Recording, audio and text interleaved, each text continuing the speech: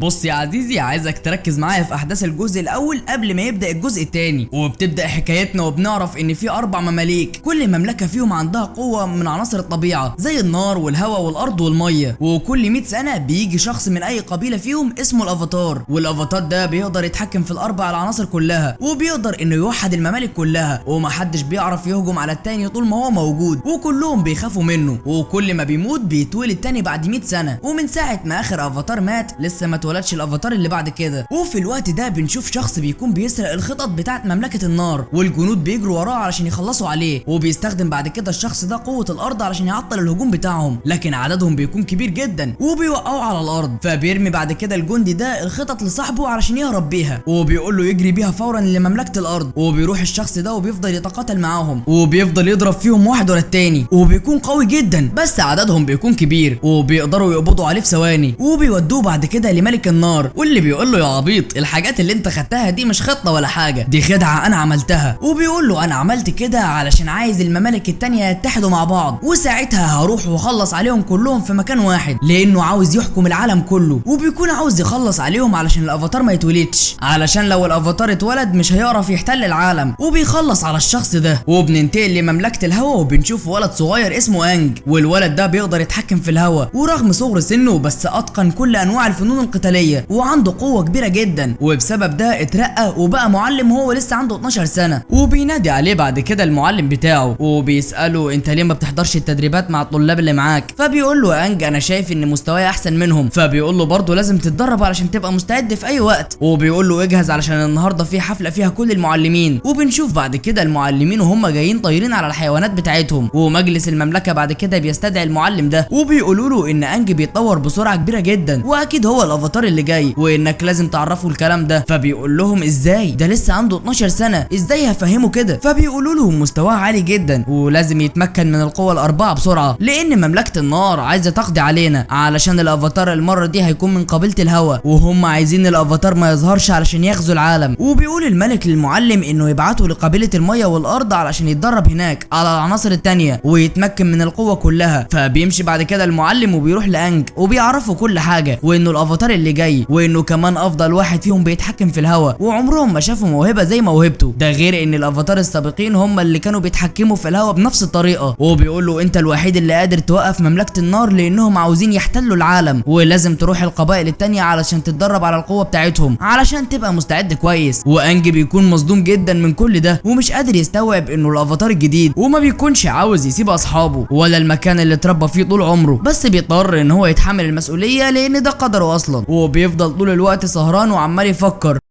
وبيطلع بعد كده وبيقابل الحيوان بتاعه، وبيفضل يتكلم معاه انه نفسه يفضل هنا مع اصحابه وعيلته، وانه مش عاوز حرب ولا الحاجات دي كلها، بس هو قدره ان هو يكون الافاتار، ولازم يبقى قد القدر ده، ولازم يحمي العالم من مملكه النار. وبياخد بعد كده الحيوان بتاعه وبيطير فورا من المكان علشان يروح يتدرب في الممالك التانيه. بس في اللحظه دي بنشوف ملك النار وهو جايب كل الجنود بتوعه علشان يخلصوا على كل اللي في مملكه الهواء علشان الافاتار ما يظهرش. وبيروحوا فعلا وبيستخدموا قوتهم وبيفضلوا يدمروا المكان. فبيقوم المعلمين اللي هنا وبيحاولوا انهم يعطلوهم، بس محدش فيهم بيكون قادر عليهم خالص. والمعلم ده بيفضل يدور على انج بس مش بيلاقيه، وبتقوم بينهم كلهم معركه كبيره جدا، وكله بيفضل يموت في كله، بس بسبب ان قبيله الهوا ما كانوش مستعدين للحرب دي فبيخسروا. وفي نفس الوقت ده بنشوف انج وهو لسه طاير بالحيوان بتاعه، بس في اللحظه دي بيشوف عاصفه شديده وهو ما بيعرفش يعدي منها، فبيحاول يرجع المملكه بتاعته تاني لحد ما الدنيا تهدى، بس العاصفه دي بتبلعه. اما المعركه فبتكون لسه شغاله، وبيقدروا مملكه النار انهم يخلصوا على معظم الناس في مملكه الهواء. وبيقول لهم الملك اتاكدوا انكم قتلتوا كل اللي في المكان علشان الافاتار ما يظهرش. وبيكون فاضل المعلم بتاع انج، واللي بيكون قوته رهيبه جدا ومحدش قادر عليه خالص، وبيفضل يخلص على قبيله النار واحد ورا التاني لحد ما بيتدخل ملك النار وبيضربه بكل قوته، وبيكون اقوى من المعلم بكتير وبيخلص عليه. وفي اللحظه دي بتموت كل قبيله الهواء، وبيكون فاكر ملك النار ان هو خلص على الافاتار، بس ما يعرفش ان انج اللي بيكون لسه في الميه دلوقتي، وبنلاقيه انه بيتحكم يتحكم في الميه لكنه بيفقد الوعي. وبعد الاحداث دي بتعدي 100 سنه وبنروح لمملكه الميه وبنشوف بنت اسمها كاتارا واللي عندها القوه انها تتحكم في الميه وبتكون عماله تدرب نفسها. بس في اللحظه دي بيجي اخوها سوكو وبيقول لها انا حذرتك قبل كده ما تستخدميش قوتك ولازم تخفيها علشان محدش يعرف انك بتقدري تتحكمي في الميه لان مملكه النار لو عرفت هتخلص عليكي. وبيروحوا هما الاتنين علشان يركبوا المركب بتاعتهم وبيروحوا يصطادوا وبيفضلوا ماشيين في الجليد. بس فجاه بيلاقوا الميه عماله تسحبهم ومش فاهمين ايه اللي بيحصل وبيفضلوا ماشيين في الميه لحد ما بيخبطوا في الجليد. وفي اللحظه دي بيشوفوا قدامهم كور تلج عملاقه وبيفضلوا باصين لها ومستغربين ومش فاهمين ايه ده اصلا. وفجاه الكوره دي بتنفجر وبيطلع منها شعاع لفوق وفي نفس الوقت ده بتكون سفينه من مملكه النار في قلب الميه وفيها الامير زوكو ابن ملك النار. وبيشوف الشعاع ده والشعاع ده لما بيختفي بيطلع منه انج لكنه بيفقد الوعي. فبتقول كاتارا لاخوها انها هتاخده معاها البيت علشان يساعدوه بس هو ما بيكونش حابب ده وبيقول لها احنا مش عارفين مين ده اصلا ولا جاي من اي نصيبه ما يمكن يكون خطر علينا. فبتقول له البنت حتى لو كده احنا محتاجين نساعده ولازم نساعده وانه عيل صغير وممكن ما يشكلش اي خطر عليهم. وبياخدوه بعد كده وبيودوه للمملكه بتاعه الميه وبيشوفوا الملابس بتاعته ومش عارفين هو تبع انهي قبيله لحد ما بتيجي الحكيمه بتاعه المكان وبتقول لهم ان ده من قبيله الهوا. فبيستغربوا جدا لانهم عمرهم ما شافوا حد من قبيله الهوا قبل كده بسبب ان من 100 سنه مملكه النار قضت عليهم كلهم.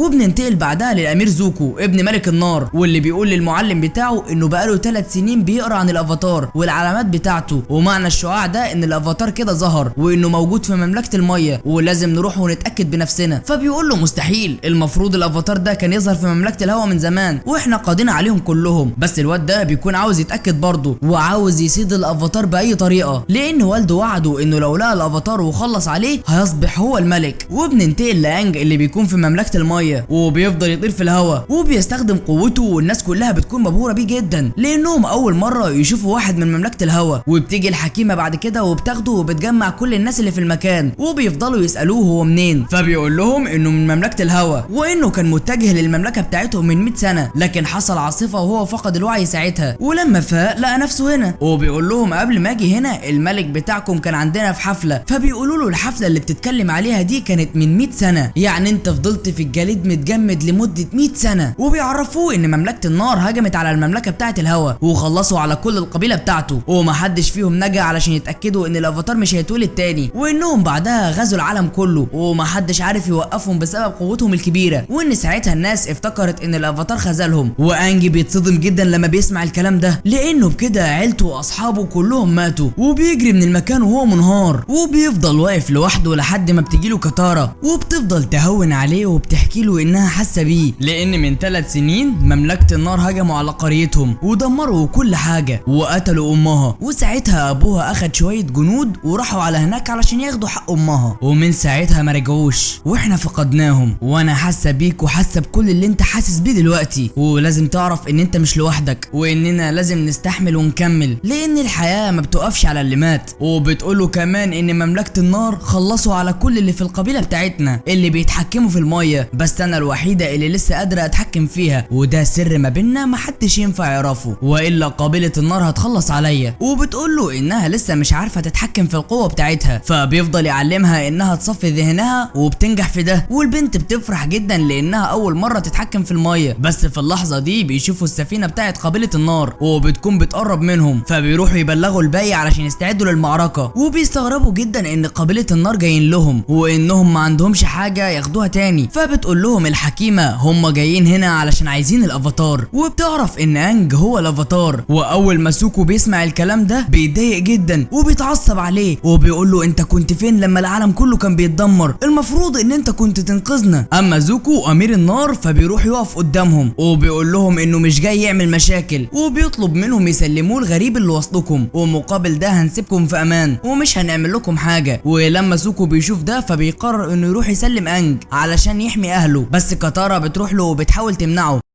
وبتقول له ما ينفعش لان الافاتار هو امل العالم الاخير وان ده الوحيد اللي هيقدر يقف قدامهم، فما ينفعش نسلمه بسهوله لاننا لو سلمناه مش هيكون عندنا فرصه تانية. وفعلا الولد بيقتنع بكلامها وبيطلع بعد كده لزوكو وبيقول له يمشي، فبيقول له طيب هنعلن الحرب عليكم، فبيقول له طب ما تيجي تواجهني راجل لراجل، وبيروح فعلا وبيتقابل معاه. بس الولد ده بيستخدم قوه النار وبيفضل يضرب فيه وبيتغلب عليه بكل سهوله لان سوكو ما عندوش اي قوه. وقبل ما يخلص عليه بيجي في اللحظه دي انج وبيضربه بالهوا، فبيجروا رجالته عليه بس بيقدر يضربهم كلهم وبيقدر يصد كل الهجمات بتاعه النار. فبيقرر زوكو ساعتها انه يحرق القبيله دي بالكامل، فبيقول له انجي وقف وانا هاجي معاك بس ما تاذيش حد منهم. وفعلا زوكو بيوافق وبيقبضوا على انج وبياخدوه وبيمشوا. بس سوكو واللي معاه بيقرروا انهم لازم ينقذوا انج لان ده فرصتهم الاخيره للتحرر من الاستعباد اللي بيعملوه قبيله النار ليهم. اما انج فبنشوفه بعد كده والجنود حاطينه في زنزانه بس بيستخدم قوه الهواء وبيسحب المفاتيح من الحارس وبيخرج بعد كده من الزنزانه وبيفضل يستكشفها لحد ما بيلاقي كتاب معين كده وبيكون فيه معلومات كتير جدا عن الافاتارات اللي ظهروا قبله على مر العصور. فبياخد الكتاب ده علشان يقرا فيه بعدين وبيحاول بقى انه يهرب من المكان وبيفضل يتسلل كده لحد ما بيطلع فوق السفينه وبيطير بعد كده من المكان. بس سوكو بيشوفه وبيضرب عليه نار، فبيقع انجو. في اللحظه دي بيظهر سوكو وكاتارا وبياخدوا انج بالحيوان اللي بيطير وبيهرب بيهم. بس في اللحظه دي زوكو بيضرب عليهم نار، بس في نفس الوقت كاتارا بتستخدم قوتها وبتصد الهجمه بتاعه زوكو وبيهربوا بعدها من المكان وبيقرروا انهم ما يرجعوش لقبيله المايا تاني. فبيقول لهم انج انه عايز يرجع لمملكته القديمه علشان يعرف ايه اللي حصل لها، وفعلا بياخدوه بيروحوا لهناك. وانج بينزل كده وبيشوف كل عشيرته ميتين على الارض والمدينه بقت مهجوره خالص، وده بيعصبه جدا وبيستخدم قوته وبيعمل عاصفه كبيره. بس لما بيفتكر الكلام بتاع المعلم بتاعه بيهدى وبيقرر انه ينتقم من المملكه بتاعه النار ويتدرب على كل العناصر الاربعه كويس علشان يتمكن من القوه الكامله. اما زوكو فبنشوفه بعد كده وهو متعصب جدا لان الافاتار هرب منه، ومش بس كده لا سرق منه الكتاب اللي فيه كل معلومات الافاتارات اللي فاتوا. بس المعلم بتاعه بيهديه وبيقول له ما تقلقش هنلاقيه تاني، بس لازم نفكر كويس هو هيكون موجود فين، ولازم ما تعرفش اي حد من مملكه النار انك لقيت الافاتار اصلا علشان انت اللي توصل له وتقبض عليه وتبقى الملك. اما في الوقت ده بنشوف انجو وهو بيكون قاعد بيقرا في الكتاب بتاع الافاتارات وبيعرف ان الافاتار اللي كان قبله بنت واسمها كيوشي وانها كانت بتتدرب لوحدها على جزيره معينه. فبيقرر انه يروح علشان يتدرب على نفس الجزيره وممكن يلاقي هناك اي معلومات تساعده. وفي نفس الوقت ده كاتارا بتلاقي رساله من حكيمه القريه وبتقول لها انا كنت عارفه انك عندي قوه خارقه ودي معلومات تساعدك ازاي تستخدمي قوتك.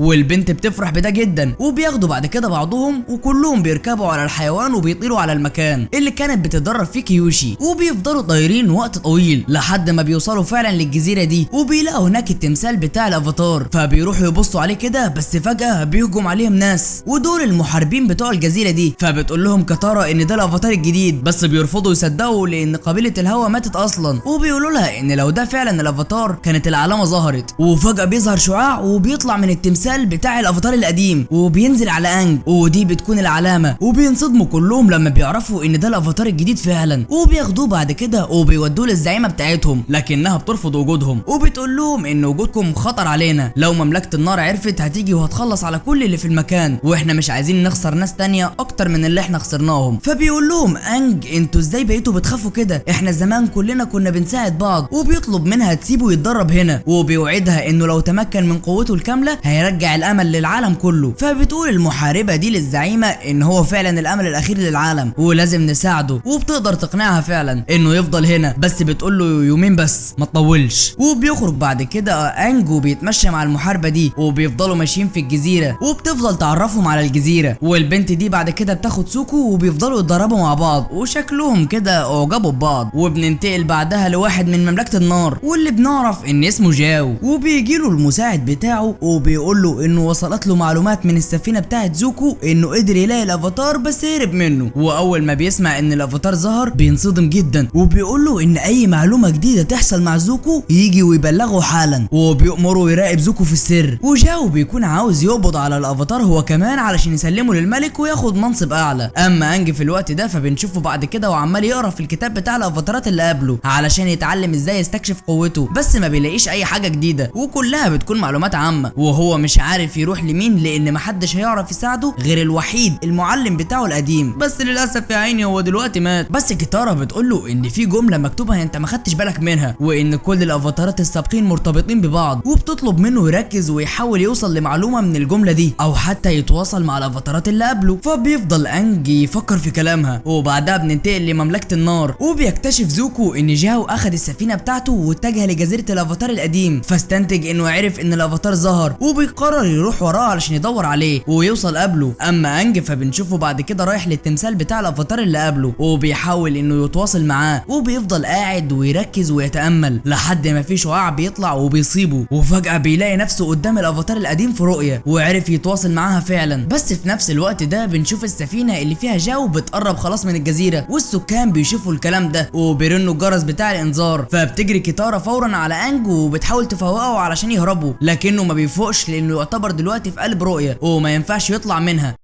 وهي مش عارفه تعمل ايه، وبتروح تبص على السفينه وبتلاقيها خلاص وصلت للجزيره. اما انج فبتقول له كيوشي لو عايز تعرف ازاي تبقى الافاتار الجاي، للاسف الاجابه مش عندي، لان كل افاتار مننا عنده ظروف خاصه، لازم تكتشف قوتك بنفسك وتاخد الرحله للاخر، بس لازم تعرف انها مش هتبقى سهله، والقوه دي لازم تتمكن منها، لانك ببساطه قدرك انك توحد العالم كله وتمنع الظلم في اي مكان في العالم، ولازم تبقى مستعد كويس. اما جاو فرجالته بتنزل الجزيره وبيقابلوا الحاكمه اللي هناك، واللي بتقول لهم انتوا مش مرحب بيكم هنا نهائي، وبتطلب منهم يمشوا من المكان بسرعه. فبيقولوا لها احنا سمعنا انك استقبلتي ضيف جديد، وان احنا عايزين الضيف ده وهناخده ونمشي في هدوء ومش هنأذي اي حد فيكم. وبيوزع بعد كده رجالته علشان يدوروا على المكان، فبتقول لهم انا حذرتكم، وبتنزل فيهم ضرب واحد ورا التاني، وبيبان انها متمكنه من فنون القتال جدا. اما كيتارا فبتشوف زوكو واللي معاه وهم بيوصلوا، فبتحاول كده انها تحاول تعطلهم لحد ما انجي يفوق. وانجي دلوقتي بيقول لكيوشي انه حاسس ان المسؤوليه كبيره عليه، فبتقول له انه ما يستسلمش، وبتوري له بعد كده رؤيه للي هيحصل لو فكر يستسلم. وفي الرؤيه دي بنشوف ان قبيله النار هتخلص على كل القبائل التانيه زي ما عملوا مع القبيله بتاعته، وان مش هيبقى فيه غيرهم في العالم، وانك لازم تبقى قد الافاتار وما تصدرش اي رحمه مع الخصم. وبتقول له انه يرجع دلوقتي علشان فيه هجوم بيحصل على الجزيره بتاعته. وفي نفس الوقت ده محاربين الجزيره بنشوفهم هم بيتقاتلوا مع قبيله النار، وبيبان انهم مهاريين جدا بس ما عندهمش قوات خارقه زي قبيله النار. وبنشوف كمان كيتارا واللي بتستخدم قوتها وبتضرب ميه على رجاله زوكو، بس زوكو بيهجم عليها وبيقدر يهزمها وكان خلاص هيخلص عليها. وفي الرؤيه دلوقتي بتقول كيوشي الانج هوريك حته بسيطه من القوه بتاعه الافاتار، وبتخرج بعد كده في جسمه للواقع الحقيقي، وبتضرب سوكو وبتروح للمعركه الثانيه، وبتستخدم العناصر الاربعه، وفي ثانيه الا ثانيه بتهجم كل رجاله جاو. وجاو بينصدم لما بيشوف القوه دي، وبيأمر رجالته فورا انهم يهربوا من المكان، وبيهربوا فعلا كلهم، وبتختفي بعد كده كيوشي وبيظهر انج، وكل اللي في المكان بيقدموا له التحيه ومستغربين جدا من القوه اللي معاه دي، وبيحسوا في اللحظه دي ان الامل رجع من تاني. وبياخد بعد كده انج واللي معاه وبيمشوا علشان يكملوا في رحلتهم، وكل اللي في القبيله بيودعوهم ومبسوطين جدا ان الافاتار رجع لامجاده. وبيقول لهم بعد كده انج ان الافاتار قالت له انه لازم يروح لمملكه الميه القديمه اللي في الشمال، لان في كارثه هتحصل هناك وانه لازم يمنعها قبل ما تحصل. فبتعرفوا كيتارا ان ده قرار صح، لان هناك معلمين قدامى هيقدروا يساعدوه انه يستكشف قوته اكتر، وهيساعدوها هي كمان لانها بتستخدم قوه الميه. وبعدها بنشوف زوكو واللي بيطلب منه جاو انه يوحدوا قوتهم مع بعض ويقبضوا على الافاتار، وبيقول له مع بعض هنوصل اسرع، فبيوافق بس بيكون شاكك فيه. وبنشوف جاو وهو بيبعت رساله لمملكه النار للملك بتاعها، وبيحكي له كل اللي حصل وان الافاتار هرب من ابنه، والملك بيقول بعد كده لبنته ان اخوها لقى الافاتار واننا هنخلص عليه قريب.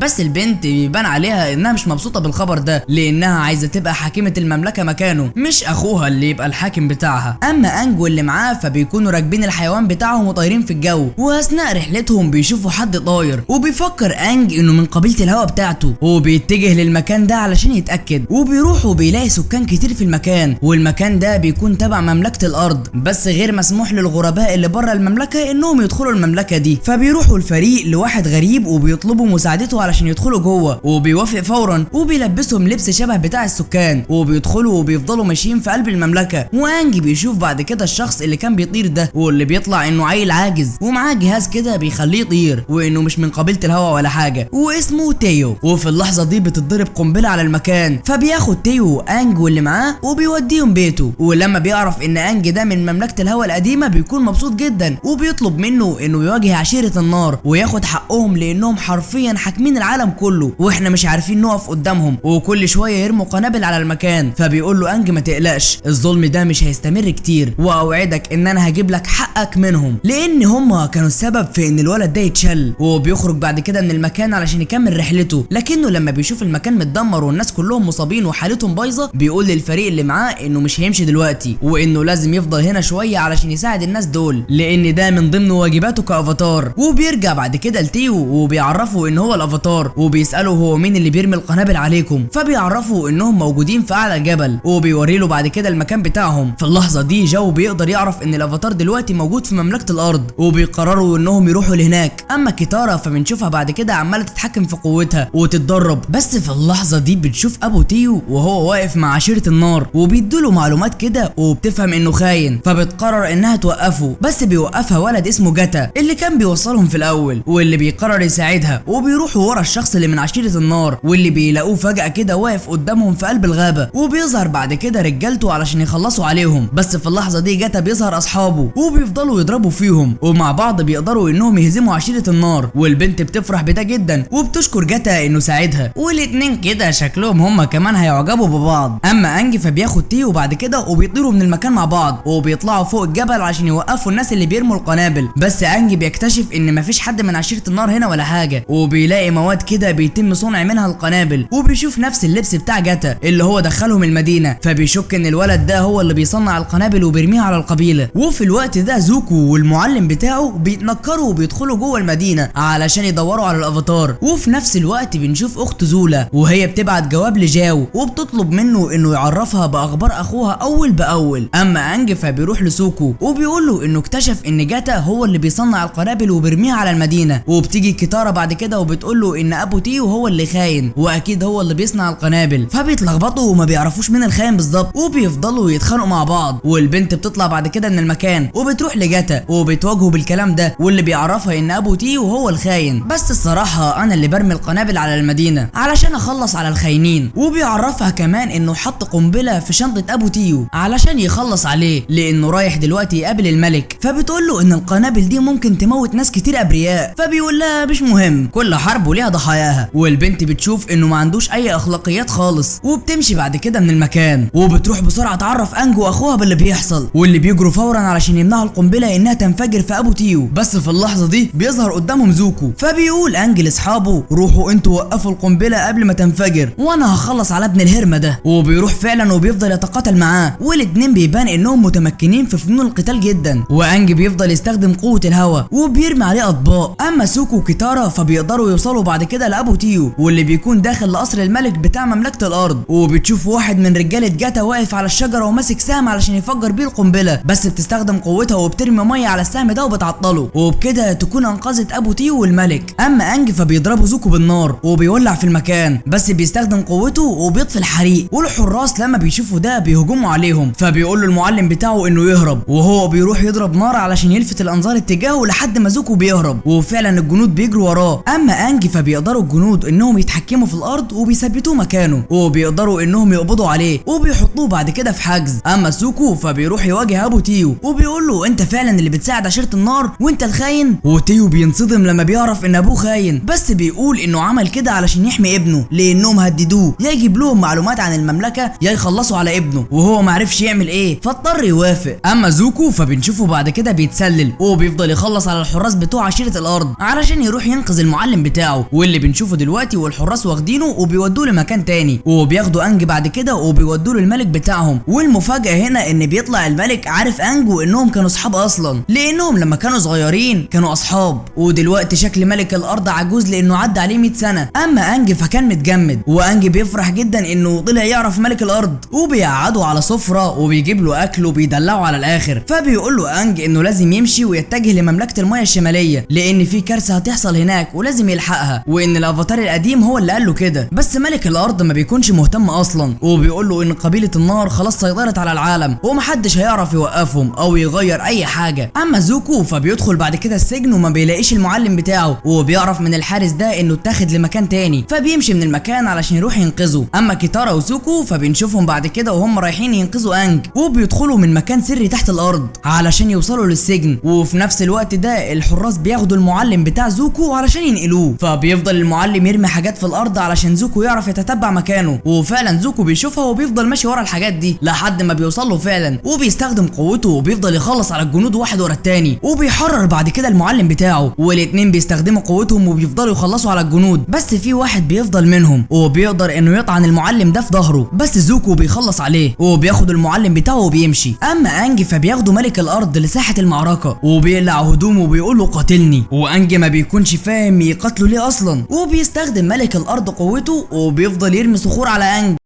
فانج ما بيفهمش هو ليه بيعمل كده وليه اصلا هيقاتله. وبعد كده الملك بيستخدم قوته وبيفضل يرمي صخور على انج، فبيفضل انج يتفاداها ومش عايز يأذيه، وبيسأله هو ليه بيعمل كده، فبيقول له عشان اعاقبك، لان من 100 سنه لما عشيره النار هجمت علينا انت ما كنتش موجود والمفروض كنت تحمينا. وبيستخدم بعد كده كل قوته وبيفضل يهاجم انج، بس انج برضه مش عاوز يأذيه وبيفضل يتصدى بس للضربات بتاعته، والمكان حرفيا كان هيتدمر وبتوع صخرتين عليهم، وانج بقوته بيسيطر عليهم هما الاتنين. فبيقول له الملك سيبها تقع عليا واموت، بس انج ما بيكونش عاوز يأذيه لحد ما بيجوا اصحاب انج وبينقذوا الملك. في نفس الوقت ده بتيجي معلومات من ابو تيو واللي بيقول ان عشيرة النار هتهجم على المدينة، وبيقرر ان هو يرجع لعقله وما يبقاش خاين. فبيقول الملك لانج واصحابه انهم لازم يمشوا من المكان فورا، وفعلا بيمشيهم من المكان. اما زوكو والمعلم بتاعه فبنشوفهم بعد كده وهم بيهربوا من الجزيره دي، وبيفضل زوكو يفتكر من 3 سنين لما الملك امره ان هو يروح يدور على الافاتار وما يرجعش الا لما يلاقيه، وساعتها المعلم ده مرضاش يسيبه لوحده وقرر ان هو يبقى معاه، ومن ساعتها ما رجعوش للمملكه. والمعلم ده بيكون بيحبه جدا، وعلشان كده زوكو مرضاش يتخلى عنه ورجع علشان ينقذه. وزوكو في اللحظه دي بيشوف انج وهو طاير فوقيه وهو معاه اصحابه، بس زوكو بيكمل طريقه وما بيرضاش يعمل له حاجه لان المعلم بتاعه مصاب ومش هينفع يسيبه لوحده. وبيكون انج واصحابه متجهين لمملكه الميه، وساعتها بيشوفوا تحتهم دخان كتير جدا، فبيقرروا يروحوا لهناك علشان يشوفوا ايه اللي بيحصل علشان لو حد محتاج المساعده او حاجه. وبيوصلوا للمكان واللي بيكون كله متولع، وبيكون واضح ان عشيره النار ان هم اللي عملوا كده، وبيكونوا خلصوا على كل اللي موجودين. وانج بيتضايق جدا ومش عارف يوقف الظلم ده كله ازاي، وبعدين العالم كله محتاج مساعدته، ازاي هيبقى في كل مكان في نفس الوقت. وبيفضلوا ماشيين في المكان علشان يستكشفوه لحد ما بيلاقوا شويه من سكان القريه عايشين، وبيتكلموا معاهم وبيعرفوا ان عشيره النار هم اللي عملوا كده. وبيقول لهم الراجل ده ان هم دمروا المزارع بتاعتنا، وان انا بعت ابني وشويه ناس علشان يجيبوا حطب، ولكن من ساعتها ما رجعوش، وبيكون خايف عليهم جدا. فبيقول له انج ما يقلقش وان هو هيروح بنفسه ويدور عليهم. وبننتقل لمملكه النار وبنشوف ملك النار هو وبنته، واللي بتقول له ان جاو هو اللي لقى الافاتار ولازم نساعده ونبعت له دعم، وبتكون عاوزه تسخنه على اخوها زوكو. فبيقول لها الملك لا، اخوكي هو اللي لقاه وشكله كده هو اللي هيبقى الملك من بعدي. وهي بتتضايق جدا لانها هي اللي عايزه تبقى الملكه وبتمشي من المكان. اما زوكو والمعلم بتاعه فبيروحوا بعد كده يقابلوا قاتله مأجوره اسمها جوانا علشان تساعدهم ان هم يلاقوا الافاتار بسرعه.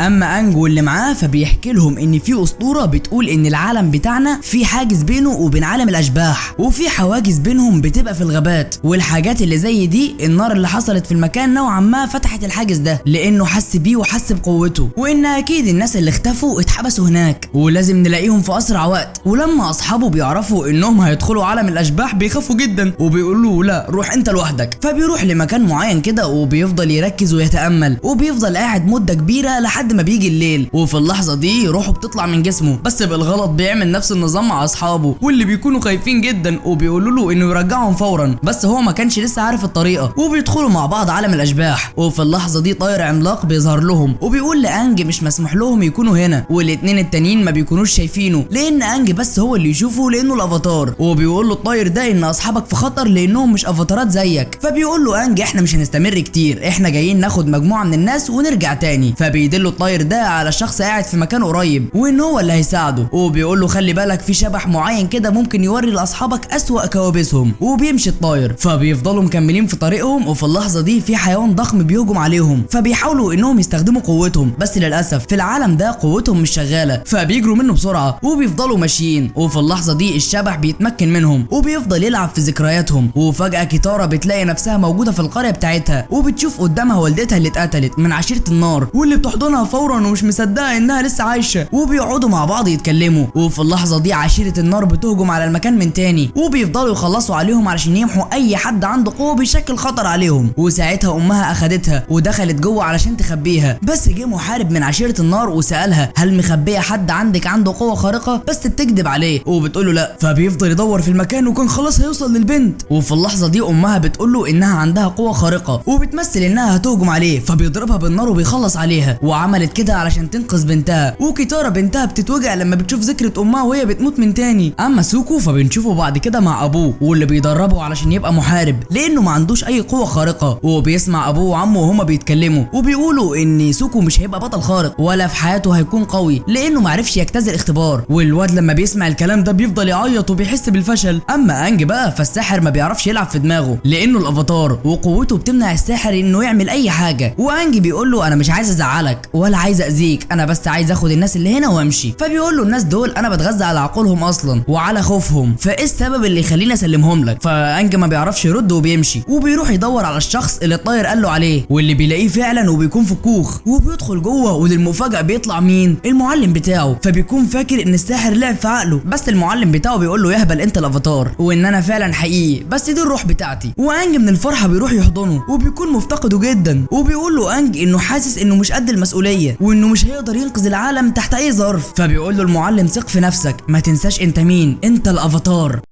وبيعرفوا انه لازم ينقذ الناس اللي هنا بسرعه لان لو فضلوا اكتر من كده الساحر هيخلص عليهم لانه بيتغذى على عقولهم، والساحر ده روح شيطانيه. فبيسالوا انج اهزمه ازاي؟ فبيقول له المعلم صراحه ما اعرفش، بس في افاتار قابلك واجهه وقدر يتغلب عليه وكان خلاص هيخلص عليه، واسم الافاتار ده روكو. فبيقرر انج بعد كده انه يروح للبيت بتاعه علشان يحاول يتواصل معاه ويمده بمعلومات ازاي يهزم الساحر ده. بس المعلم بيقول له في عقبه صغيره هتواجهك وان البيت ده موجود في مملكه النار. بس انج ما بيكونش خايف وبيقول له هروح وادخل ولازم انقذ الناس، وبيكون حاسس بالذنب لانه ما انقذهمش زمان. فبيقول له المعلم حتى لو كنت موجود معانا ما كنتش هتقدر تمنع اللي حصل لانك ساعتها ما كنتش مستعد، فما تحملش نفسك مسؤوليه انت مش السبب فيها، وخلاص اللي حصل حصل. فبيودعه بعد كده وبيقول له انه لما ينقذ الناس هيرجع له تاني، وبيمشي فورا من المكان وبيرجع بعد كده لارض الواقع، بس اصحابه بيكونوا لسه محبوسين جوه. فبيفضل يقرا عن الافاتار روكو وبيقول للحيوان بتاعه انه يفضل هنا مع اصحابه، وبيطير بعد كده من المكان علشان يروح لمملكه النار. وعلى الجنب التاني بنشوف زولا بنت ملك النار واللي بتبعت رساله لجاو كانها مبعوثه من الملك، وبتقول له في الرساله دي ان تم تعيينه المسؤول الاول عن رحله البحث عن الافاتار علشان تديله السلطه الكامله على اخوها، وبكده اخوها مش هيعرف يقبض على الافاتار ومش هيقدر يبقى الملك. وجاو بيفرح جدا بالخبر ده وبيروح لزوكو وبيعرفه انه من دلوقتي هو المسؤول الاول وانه ما يعملش اي حاجه غير لما يرجع له، وبياخد منه كل الخرائط وادوات البحث بتاعته، وده بيضايق زوكو جدا. اما انج فبيقدر يوصل لمملكه النار من غير ما حد يحس بيه، وبيوصل للبيت بتاع روكو وبيفضل يدور في المكان كده عن التمثال بتاعه. بس في اللحظه دي بيظهر له الكهنه بتوع المكان وبيحييهم وبيعرفهم ان هو الافاتار وعاوز يشوف التمثال بتاع روكو علشان يتواصل معاه، بس بيستخدموا قوه النار ضده وبيفضلوا يهاجموه. فبيحاول انج انه يهرب منهم باي طريقه، واثناء ما هو بيجري حد بيمسكه وبياخده الاوضه وبيقول له ما تقلقش انا هساعدك، وبيوديه بعد كده للاوضه اللي فيها التمثال. وفي نفس اللحظه دي بنشوف جوانا القاتله المأجوره واللي لسه عماله تتتبع مكان انج علشان توصل له وتخلص عليه. وانج دلوقتي واقف قدام التمثال والشخص ده بيقول له انه هيطلع علشان يعطل الكهنه لحد ما هو يتكلم مع روكو، وبيطلع فعلا وبيعطل الكهنه. وانج بيقعد يتامل وبيتواصل فعلا مع روكو وبيشوف روكو قدامه وبيحكي له عن الساحر. فبيقول له روكو الساحر ده روح شريره جدا ولازم تبعد عنها مهما حصل. فبيقول له ازاي؟ مستحيل، ده حبس اصحابي ولازم اخرجهم. فبيوري له روكو بعد كده تمثال هو سرقه من الساحر، وبيقول له التمثال ده يخص الساحر، وبيقول له قيده بالتمثال ده مقابل اصحابك، وهو هيوافق، وبيقعد ينصحه ازاي يكون افاتار اقوى. فبيشكره انج. بعد كده بيرجع لارض الواقع وبياخد التمثال وبيطلع من المكان علشان يمشي، بس بيشوف الكهنه اللي في المكان كلهم مقتولين، ومش فاهم مين اللي عمل كده، واللي بتكون جوانا ومعاها الحيوان بتاعها، وبتخليه يضرب انج ويفقده الوعي، وبتاخده بعد كده وبتمشي من المكان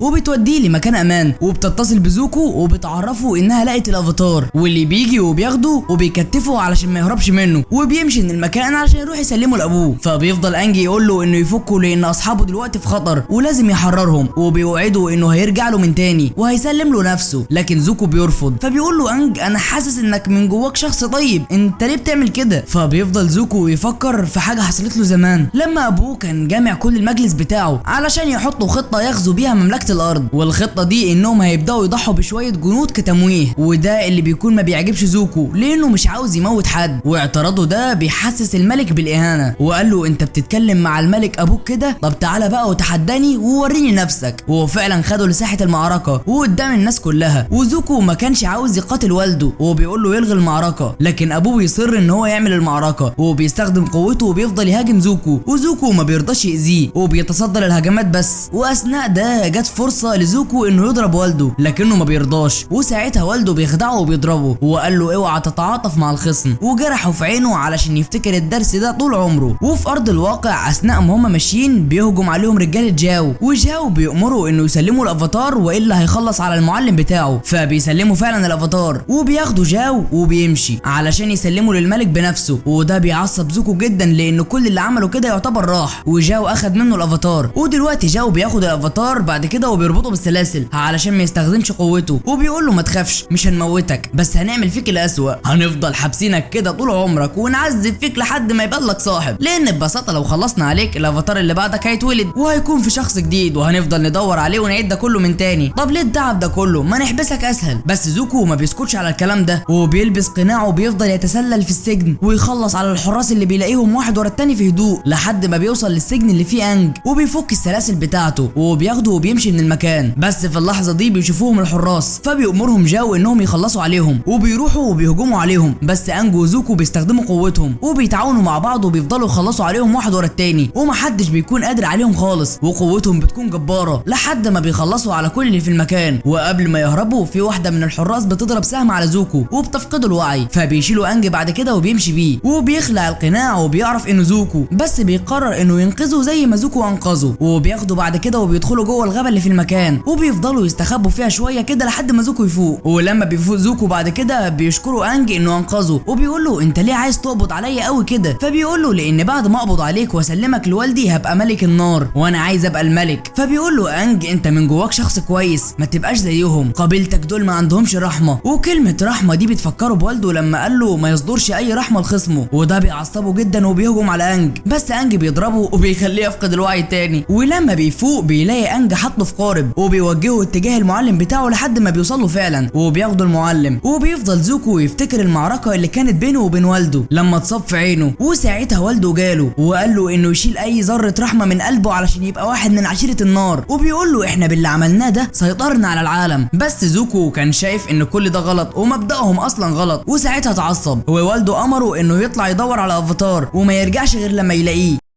اما انج فبياخد التمثال وبيروح للشبح علشان يحرر اصحابه، وفعلا بيديله التمثال وبيحرر اصحابه وكل الناس اللي كانت مخطوفه، وبيجري بعد كده للكوخ بتاع المعلم بتاعه علشان يشوفه تاني، بس اول ما بيدخل بيلاقيه اختفى، وده بيضايقه جدا لانه كان نفسه يشوفه ويقعد معاه شويه. اما زوكو فبنشوفه بعد كده وجاي له واحد من الجنود وبيعرفه ان طلع قرار من الملك بالقبض عليه، وهو ما بيفهمش ليه والده ممكن يطلع قرار زي ده، بس بيتضايق وما بيكونش عارف يعمل ايه، وبيقول له المعلم بتاعه ان اكيد جاو هو اللي اقنع الملك انه خاين، وبيعرفوا المعلم انه لازم يهرب لانه اكيد جاو لعب في دماغ والده، وبيطلعوا بعد كده بره السفينه وبيركبوا قارب علشان يهرب بيه من المكان. اما جاو فبنشوفه بعد كده وبنسمعه وهو بيقول ان هو اللي فبرك الخبر ده اصلا، والملك ما اصدرش قرار ولا حاجه، وانه عمل كده علشان زوكو يهرب ومحدش يبقى قدامه عائق ويقبض على الافاتار براحته، وبيكون عاوز يروح للملك كمان ويقول له ان ابنه خاين وهرب علشان يلبسهم في بعض. اما زوكو اثناء ما هو ماشي في البحر بيشوف بيشوف فجأة المركب بتولع وبتنفجر بيه، والمعلم بتاعه بيكون واقف مصدوم ومش مصدق ان خلاص زوكو مات. اما انج واصحابه فبيوصلوا بعد كده لمملكة المياه الشمالية، واثناء ده بيفتكر رؤية الافاتار كيوشي لما وريته الرؤية بتاعت الحرب اللي هتقوم، وان المكان ده هو المكان اللي هيتدمر وانه هيكون فيه المعركة الكبيرة. وهو بيدخل بعد كده المكان وبيرحب بيهم الملك لان انج افاتار، وبيقول له الملك قبل ما تيجي انا عرفت ان في اسطول كبير من جيش النار جايين لهنا، بس كويس انت معانا اهو هنقدر نتصدى ليهم. وانجي بيكون محرج ومش عارف يقول له ازاي ان هو لسه ما تمكنش من الاربع قوات كلهم. وبننتقل لجاو اللي بيكون واقف مع المعلم بتاع زوكو وعمال يمثل انه مش عارف مين اللي قتل زوكو، والمعلم بيحاول يفهمه ان هو مصدقه بس هو بيكون لسه شاكك فيه ان هو اللي خلص على زوكو. وجاو بيقول له انه بعت الاسطول بتاعه اتجاه المملكه الشماليه لان انجي اكيد هيروح لهناك وهنقدر نقبض عليه والمره دي مش هيهرب. وعلى الجنب التاني بنشوف زولا وهي عماله تتدرب على قوتها علشان تثبت لوالدها انها جديره، وبتكون عايزه تاخد اسطول علشان تروح تغزو الممالك التانيه، بس ابوها بيقول لها انها لسه مش جاهزه وانها تتدرب اكتر من كده. والبنت بتتضايق جدا ومش عارفه تعمل ايه اكتر من اللي هي بتعمله. وانجي بيروح بعد كده للمعلمين دول وبيقول لهم انهم يعلموه قوه الميه لانه لسه مش متمكن منها كويس، فبيستغربوا جدا لان الافاتار لسه مش جاهز وكده المملكه بتاعتهم هتبقى في حاله سيئه جدا. اما كيتارا فبتاخدها بعد كده زوجة الملك علشان تعلمها ازاي بتشفي الجروح عند المرضى باستخدام قوتها، فبتقول لها كيتارا انها عايزه تتعلم القتال، فبتقول لها زوجة الملك ان هنا ممنوع البنات تقاتل وان مهمتهم بس انهم يعتنوا بالرجاله ويعالجوهم ويعالجوا الناس المريضه.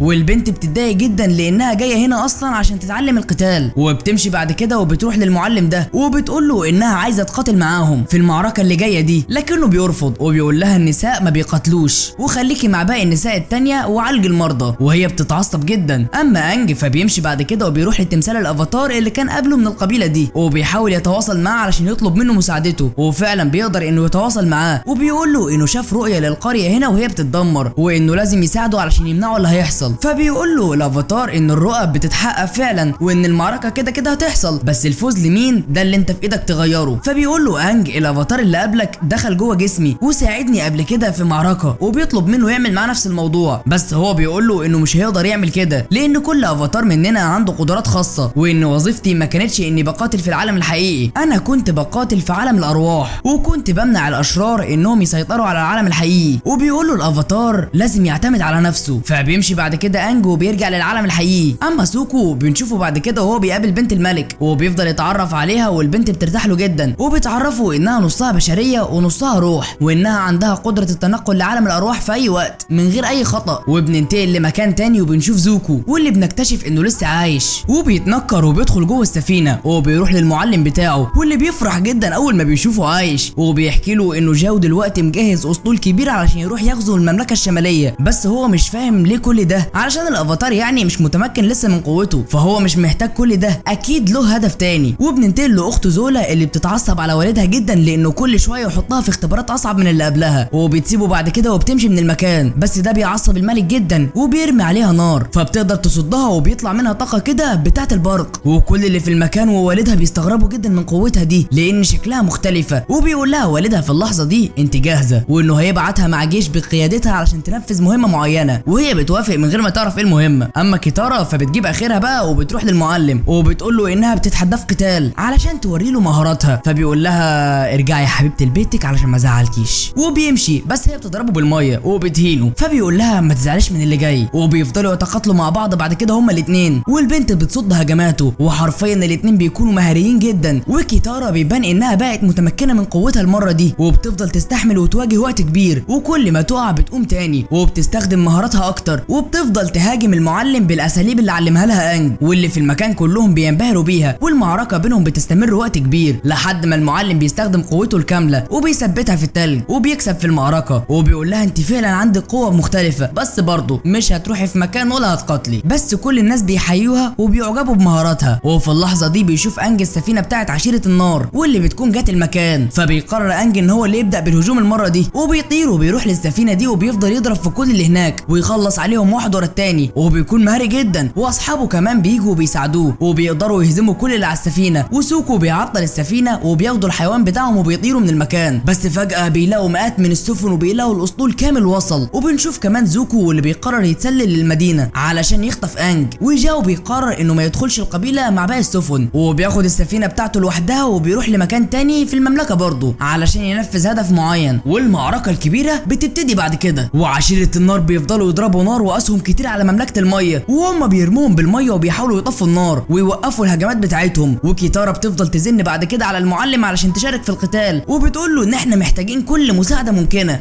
فبيقول لها احنا كده كده خسرانين، مش هنخسر حاجه لو انت اتدخلتي. وبتكون جابت كل الستات بتوع القريه اللي عندهم قوه خارقه، وبيبداوا فعلا يتقاتلوا مع الرجاله بتوع مملكه النار، وبيبان انهم اقوياء جدا. اما الملك فبيؤمر بعد كده سوكو انه يحمي بنته بما انه يعني ما عندوش قوه خارقه وكده. والجيش بيفضلوا يتقاتلوا مع بعض لوقت كبير جدا لحد ما بيجي الليل، وبنشوف جاو وهو راكب منطاد وطاير. فبيقول له المعلم بتاع زوكو القمر مكتمل وهم دلوقتي بيستمدوا قوتهم من القمر، لازم نأجل المعركه. فبيقول له لا، انت ما تعرفش اللي هيحصل النهارده، وان القمر ده مش قمر عادي اصلا، انا درستهم كلهم، والظاهره دي بتحصل كل كام سنه مره. وفي الوقت ده بينفتح الحاجز بين عالمنا وعالم الارواح، والحاجز بيكون موجود هنا، وان روح القمر وروح المحيط موجودين في المكان هنا، ولو قدرت تقتل روح القمر هيختفي خالص، وساعتها عشيره الميه هيفقدوا قوتهم ومش هيبقى عندهم اي قوه خارقه. وبيقرر انه يموت روح القمر بسكينه الافاتار القديم. وفي اللحظه دي بيظهر الافاتار القديم لانج، وبيعرفه انه حاسس ان السكينه بتاعته موجوده هنا، والسكينه دي بتكون من عالم الاشباح وانها مش عاديه، ولو جو استخدمها وقتل سمكه روح القمر ساعتها مصدر الطاقه هيخلص. فبيقول له انج انه هيتصرف. وفي نفس الوقت ده في صخره كانت بتقع على البنت دي، فبيروح الحيوان بتاع سوكو وبينقذها، بس بيتصاب وكان هيموت، وسوكو بيزعل عليه جدا. فبتقوله الاميره تعالى هنوديه البحيره اللي فيها روح القمر، وبتاخده فعلا وبيروحوا هناك وبتحطه في البحيره دي، وشويه وبيرجع طبيعي ولا كأن حاجه حصلت. وبيشوفوا في اللحظه دي المنطاد بتاع جاو اللي بيوصل للمكان خلاص، فبيفضلوا مراقبينه علشان يعرفوا هو ناوي على ايه. اما انجي فبنشوفه بيتحرك علشان يروح يوقف جاو، بس في اللحظه دي بيظهر له زوكو وبيقول له انه جاي يقبض عليه علشان يثبت لوالده انه مش خاين. بس كيتارا بتقول له روح انت وسيبهولي، وبيمشي فعلا انج وبيثق فيها، وبتبدا المعركه ما بين كيتارا وزوكو. وكيتارا المره دي بتكون مهاريه جدا ومتمكنه من قوتها على الاخر، وبتفضل تضرب فيه بكل قوتها، وبالمستوى اللي هي وصلت له ده زوكو ما بيكونش قدامه اي فرصه ان هو يتغلب عليها، وكل ما يضرب عليها نار هي بتطفيها بقوه الميه بتاعتها، وبتقدر تكتفه كمان. وانجي بيوصل بعد كده لسوكو والاميره علشان يحاول يوقف جاو، وبنشوف بعد كده جاو واللي بيكون رايح للمحيط، وبتكون دي كانت خطته الاساسيه اصلا مش الامساك بالافاتار. وبيشوف السمكتين فبيقول له المعلم ما ينفعش تقتل روح القمر، لان كده القمر هيختفي خالص عن العالم كله وهتبقى ظلام على الكل، وكلنا هنتضر مش بس العشيره بتاعت الميه. بس ما بيسمعلوش وبياخد السمكه وبيحطها في كيس. وفي اللحظه دي القمر بيبدا يتحول للون الاحمر، والظلام بيبدا يعم على العالم كله، والناس كلها بيبصوا على القمر وبيقولوا خلاص ان دي النهايه. وانجي بيروح بعد كده لجاو فبيقول له جاو خلاص خلصت، انا هقتل دلوقتي روح القمر وقوه القبيله بتاعت الميه هتنتهي خالص. فبيقول له وانت هتستفاد ايه؟ فبيقول له القوه، انا دلوقتي قادر انهي مملكه كامله بايدي. فبيقول له ما تعملش كده ومقابل ده هسلمك نفسي. فبيقول له انا مش مركز معاك اصلا، انت بالنسبه لي ولا حاجه. وبيحاول يقتل روح القمر بس المعلم بيهاجمه، وانجي بيرفعها بقوته، بس جو بيروح وبيطعنها بسكينه الافاتار. وفي اللحظه دي بيموت روح القمر والقمر بيختفي خالص، والعالم كله حرفيا بيتحول لظلام. وبسبب ده كل عشيره الميه بيفقدوا قوتهم وبيبقوا بشر عاديين، والافضليه بتبقى لعشيره النار، وبيفضلوا يضربوهم بالنار ويخلصوا عليهم، وبيبداوا يدمروا المكان حرفيا بالكامل ومحدش قادر يوقفهم خالص. وكيتارا كمان بتفقد قوتها ومش عارفه تواجه زوكو، وبينتصر عليها وكل اللي في القبيله خلاص بيستسلم للامر الواقع. بس في اللحظه دي انجي بيفضل يفتكر كلام كل الافاتارات اللي قبله، وبيقول انها لسه ما خلصتش، وبيبص كده على الميه وبيشوف فيها روح المحيط. فبيقرر انه ينزل البحيره ويستخدم قوته علشان يبقى مكان روح القمر ويضحي بروحه، وما بيهتمش يعيش ولا لا، وبيستخدم قوته بعد كده وبيسلم روحه للمحيط. وفي اللحظه دي المحيط بيتمكن منه وبيخرج من الميه على هيئه وحش عملاق. ولما بيشوفه معلم زوكو بيروح لزوكو وبيقول له يلا بينا علشان هتبقى سواد على الكل. ووحش الافاتار بيروح وبيهجم على الاسطول بتاع النار كله وبيفضل يدمر فيهم، فبيفضلوا يضربوا عليه بالنار وبكل قوتهم بيحاولوا يوقفوه، بس مفيش حاجه بتاثر فيه خالص. واثناء ما زوكو ماشي بيشوف جاو فبيروح ياخد منه حقه وبيفضل يتقاتل معاه. وزوكو بيكون قوي جدا وبيجمع كل الغل اللي فيه لناحيه جاو وبيضربه بكل قوته وبيقدر ان هو يهزمه. بس قبل ما يموته بيقول له جاو انت فاكر ان والدك هيخليك تحكم؟ ده بيعمل كل ده علشان اختك تتشجع وتتدرب وقوتها تطلع، لان انت ما تعرفش اختك دي تبقى ايه، وان هو واخته تعاونوا علشان يخلصوا عليه. ولما بيسمع الكلام ده بيسيبه وبيمشي، بس بيقوم جاو علشان يقتله، لكن المعلم بتاعه بيضربه وبيموته. والافاتار بنشوفه عمال يدمر في كل السفن ومحدش بيكون قادر عليه نهائي ولا حتى يخدشه حرفيا، وحرفيا قوته بتكون رهيبه وبيقدر يقضي على كل السفن. وبنشوف بعد كده سوكو مع الاميره واللي بيقول لها ان مفيش طريقه نرجع بيها القمر تاني، فبتقول له في طريقه واحده بس، وبتودعه لانها نصها روح ونصها بشر، وبتقرر انها تحط روحها مكان روح القمر عشان ترجعه تاني، وبتقرر تضحي بنفسها وبتعمل كده فعلا، والقمر بيرجع من تاني. واول ما بيرجع انجي بيرجع لطبيعته وكل القوه بتاعت عشيره الميه بترجع لها من تاني، وبكده بينتصروا وعشيره النار بيتهزموا كلهم. وبعد انتهاء المعركه بيرجع انجي للمملكه وبيكون انتصر، بس ما بيكونش مبسوط لانه بيشوف ناس كتير ماتت، وده بيخليه يحزن جدا وبيطير فورا من المكان. وبيشكر بعد كده المعلم كيتارا على مساعدتها. اما زوكو والمعلم بتاعه فبيكونوا الناجيين الوحيدين من الجيش بتاعهم. وانجي بيجيله اصحابه وبيواسوه لانه حاسس بالذنب بسبب الناس اللي ماتت، فبيقولوا له برضه احنا كسبنا وانقذنا ناس كتير. وبتقول له كيتارا ما تقلقش هساعدك انك تتحكم في الميه كويس، وده بيبسطه جدا. اما ملك عشيره النار فبيعرف انه خسر المعركه، بس بيقول عادي مملكه الميه برضه مش سهلين، وبيبان عليه انه مش مهتم ان ابنه عايش او ميت، وبيقول ان دي البدايه بس. وبيكون بعت بنته والاسطول التاني لمملكه الارض، وبنته غزتها بالكامل بسهوله وقبضت كمان على الملك بتاعها. وبيقول الملك ان كده فاضل مملكه الميه ويبقى احتلنا كل العالم. وباقي الاحداث هتشوفوها في الموسم التاني اللي هيتم الاعلان عنه كمان يومين، وان شاء الله هنزله لكم في نفس اليوم، فاتاكد انك مشترك في القناه ومفعل زر الجرس. ولو عجبك الفيديو ما تنساش تحط لايك. وبس كان معاك مندو، صلى على النبي والسلام. ده ملخص الموسم الثاني من المسلسل، لو ما شفتوش الموسم الاول فهسيبه لكم في الوصف او في اول كومنت. بيبدا الموسم الثاني من فتره كبيره، وبتقول كيتارا ان الافاتار قدر يتعلم فنين قتال وهم الهواء، ودي القدره الاصليه بتاعته. وتاني عنصر هو الماء اللي قدر ان هو يتقنه بقوه، ودلوقتي مش فاضل له غير عنصرين، عنصر النار وعنصر الارض. وبتقول كمان كيتارا ان هو مش فاضل له كتير علشان يتعلمهم، وان هو بيتعلم بسرعه جدا. وفي الوقت الحالي بنشوف جنود الارض وهم بيهربوا من جنود عشيره النار، ولكن للاسف جنود عشيره النار بيصيبوا واحد فيهم وبيقدروا يحاصروهم كلهم. ولكن قبل ما يخلصوا عليهم بيجي حامي حمى العشائر الافاتار انج، وبيكون معاه فريقه، واللي بنلاحظ ان شكله اتغير جدا عن الموسم الاول. وبيبداوا يحاربوا عشيره النار في معركه طاحنه بينهم هما الاثنين، بيخسر فيها عشيره النار قدام فريق الافاتار، وبيدي ده فرصه لعشيره الارض انهم يهربوا، وطبعا بينتصروا. وبعدها بنشوف كيتارا بتعالج الجندي اللي اتصاب ده وهو بيشكرهم وبيكمل مسيرته. وبعدها بيتجمع الفريق مع سوكي قائده محاربات كيوشي في مملكه الارض، وبنعرف ان هي وسوكو اخو كيتارا بقوا بيحبوا بعض. وبتسالهم سوكي ايه اللي جابهم هنا بعد الغيبه الطويله دي، فبيبلغها انج انهم لازم ينقذوا معلم تسخير الارض بومي. فبيقول لهم شخص اسمه سي انه مسجون في برج معدني في مكان اسمه اوماشو، وبيصمم انج على انقاذه وعلشان يتعلم منه كمان اساسيات تسخير الارض. وبيروح فعلا للسجن ده وبيقدر يفتح السجن اللي فيه بومي ويدخله بكل سهوله، ولكن بيتفاجئ لما بيلاقي بومي رافض يمشي معاه، فبيتعصب عليه انج وبيقول له انت ازاي تستسلم بالسهوله دي بعد ما كنت سايبك بتقاتل بشرف، دلوقتي جاي ولاقيك مستسلم وعشيرتك كلها اتشردت. فبيرد عليه بومي بلا مبالاه وبيقول له انه مش هيعمل حاجه، وبيقول لانج ان الفكره في القوه وانه لازم يحس بكل حاجه علشان ما يحسش بحاجه. ومعنى الكلام ده ان انج لازم يتعلم فن قتالي جديد اسمه الجنج الحيادي. وانج بيكون كل اللي عارفه عن الجنج ده انه طاقه للقتال وبتزيد اثناء الهجوم وبتكون ضعيفه جدا اثناء الانسحاب. ولكن بيفاجئوا بومي ان الجنج ليه 85 نوع ولازم يبدا يتعلم الجنج الحيادي، وبعدها يبقى يتعلم تسخير الارض، ولكن لازم يدور على معلم تاني يقدر يسمعه كويس ويقدر يساعده، وده اللي هينفع يكون معلمه لان هو ما بقاش فاضي ولا عنده خل ان هو يعلمه. وبنروح بعدها للهاربين من عشيره النار اللي هم زوكو والمعلم بتاعه ايرو. بعد ما دق بيهم الحال وما لقوش مكان بيلمهم وقرروا يشتغلوا مزارعين علشان يلاقوا حاجه ياكلوها. لكن زوكو بيبقى زهق من العيشه دي وعاوز يرجع حر، فبيصبروا معلمه وبيقول له احنا العداله وان الحق معانا وقريب هننتصر. وبنروح للقصر الحاكم في عشيره النار، وبيدخل ملك النار اوزاي، وطبعا بيوصل له الخسائر اللي حصلت في الهجوم اللي حصل في الاول، فبيسحب من المسؤولين الترقيه بتاعتهم وبيرجعهم لمساجين عاديين تاني. والاميره زولا بنت الملك بتبدا في الكلام وبتقول انها هتعمل خطه تساعدهم انهم يسيطروا على عاصمه مملكه الارض،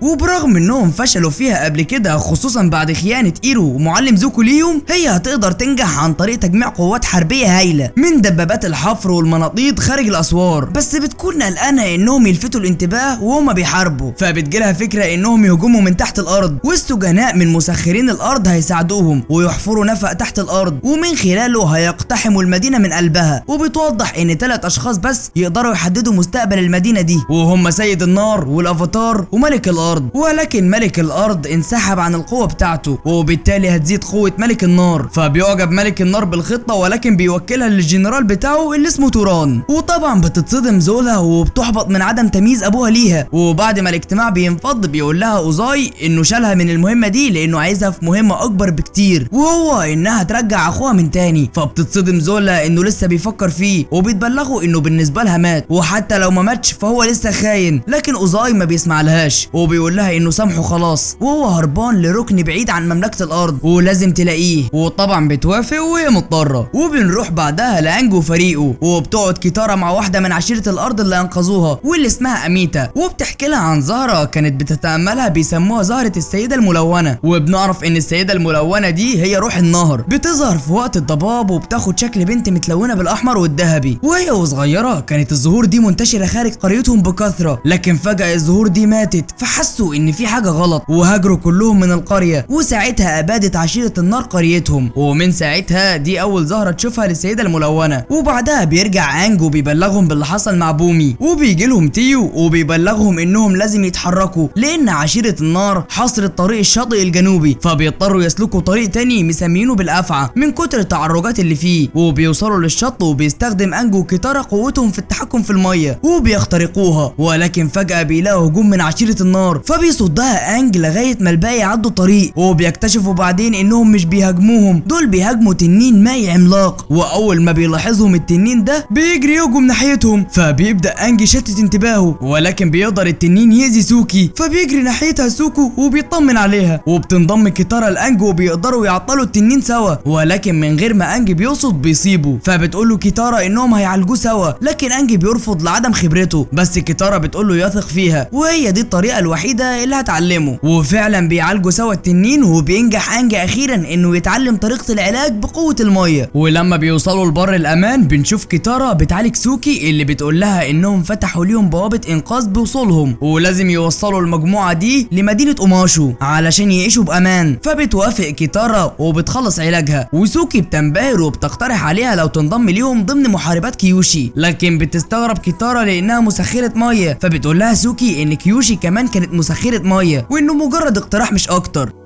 وكيوشي دي تبقى الافاتار السابق قبل انج. وبالليل لما بيرتاحوا كلهم من المشي بيتجمع بيهم ساي وبيقول لهم اخبار خطيره، وانه لما كان بيتم اجباره انه يتتبع حركه السماء ويقارنها بسجلاتهم التاريخيه ايام ما كانت مملكه النار محتلاهم، ساعتها هو ما كانش عارف يقدم صوره دقيقه، انما دلوقتي قدر يشوف السماء بوضوح. وبيخلي انج يشوف من التلسكوب وبيورينا مذنب بنعرف ان اسمه المذنب العظيم، وفي عشيره النار بيسموه بسوزين على اسم الامبراطور سوزين اللي استخدمه علشان يبيد كل مسخرين الهواء في العالم ما عدا هو. وبيحذرهم ان كل ما يقرب المذنب ده من الارض كل ما قوه مملكه النار هتزيد، وده معناه كارثي. فبتساله كيتارا طب هيوصل امتى، فبيعرفها ساي ان يا اما بعد شهور يا اما سنه كامله، ومش هيقدر يحدد الوقت بدقه لان دلوقتي مش معاه اجهزه دقيقه. وانج بيقعد يفكر بخوف في اللي حصل، وفجاه بيقرر يغير الخطه وبيقول انهم لازم يوصلوا ساي لملك الارض في مدينه اوماشو لناسه علشان يحكي لهم على المذنب ده، وبكده هيوفر لنا جيوشه علشان يساعدونا، وهيأجلوا البحث عن معلم يدربه على تسخير الارض دلوقتي. وبنروح بعدها لزولا واللي بيكون عندها 2 جنود وهما ماي وتاي، وبتحكي لهم على قصه رغبه ابوها انها تجيب له زوكو. وبتسأل زولا ماي بما انها بتحب زوكو يعني، بتقول لها لو احنا الاتنين في خطر هتنقذيني انا ولا زوكو؟ فبتقول لها ماي زوكو اكيد، لانك قادره ومفتريه وما تستاهليش الانقاذ. فبيزيد غرور زولا اكتر، وفجاه بتأمرهم هما الاتنين يقاتلوا بعض قدامها في 10 ثواني والا هتحرقهم هما الاتنين سوا. فبيتصدموا وفعلا بيخضعوا لامرها، واول ما بتخلص ال10 ثواني بتوقفهم وبتوضح لهم انها حبت تختبر ثقتهم، ودلوقتي عندها خطه كبيره علشان ترجع بيها زوكو. وبننتقل بقى لزوكو اللي بيحاول ايرو يخليه ياكل، ولكن زوكو بيرفض بسبب عيشه الفقر دي. وزوكو بيعاتب المعلم بتاعه وبيقول له المفروض انك كنت تحارب علشان حقي في العرش وما تخليش ابويا ياخده، لكنك استسلمت بسهوله في حقي وابويا استولى على العرش، وكان ممكن ده ما يحصلش ولا يشارك في مجلس الحرب ولا يبارز ابوه ولا يكون في السفينه اللي كان فيها. فبيتصدم المعلم بتاعه وبيدافع عن نفسه انه بعد الحصار اللي عمله على مدينه اوماشو ابنه لوتون مات فيه وهو بيحارب، فازاي كان يقدر يكمل؟ لكن زوكو بيقول له ان اكيد لوتون ما كانش هيبقى سعيد دلوقتي، وبيبلغه انه هيبدا يدور على الافاتار تاني وبعدها هيرجع بيته من تاني. وبيمشي زوكو في رحلته، ولكن بيقابل شويه نصابين عاملين فيها من جيش مملكه الارض وبيثبتوا ولد صغير بالحموله اللي معاه، ولكن زوكو بيتصدر له وبيقول للنصاب يرجع حاجات الولد من تاني. وبيفتكر لما كان هو واخته صغيرين وكانت بتحاول تقتل واحده من البطن لكنه بيمنعها، ولما كانت هتأذيه بتتدخل امهم وبتفهمهم انهم اخوات، لكن اوزاي ابوهم بيبوظ كل حاجه وبيفهمهم ان في الحرب مفيش اخوات واللي بدأ القتال لازم ينهيه. وده بيخلي زولا تتنمرض اكتر وبتضرب زوكو فعلا.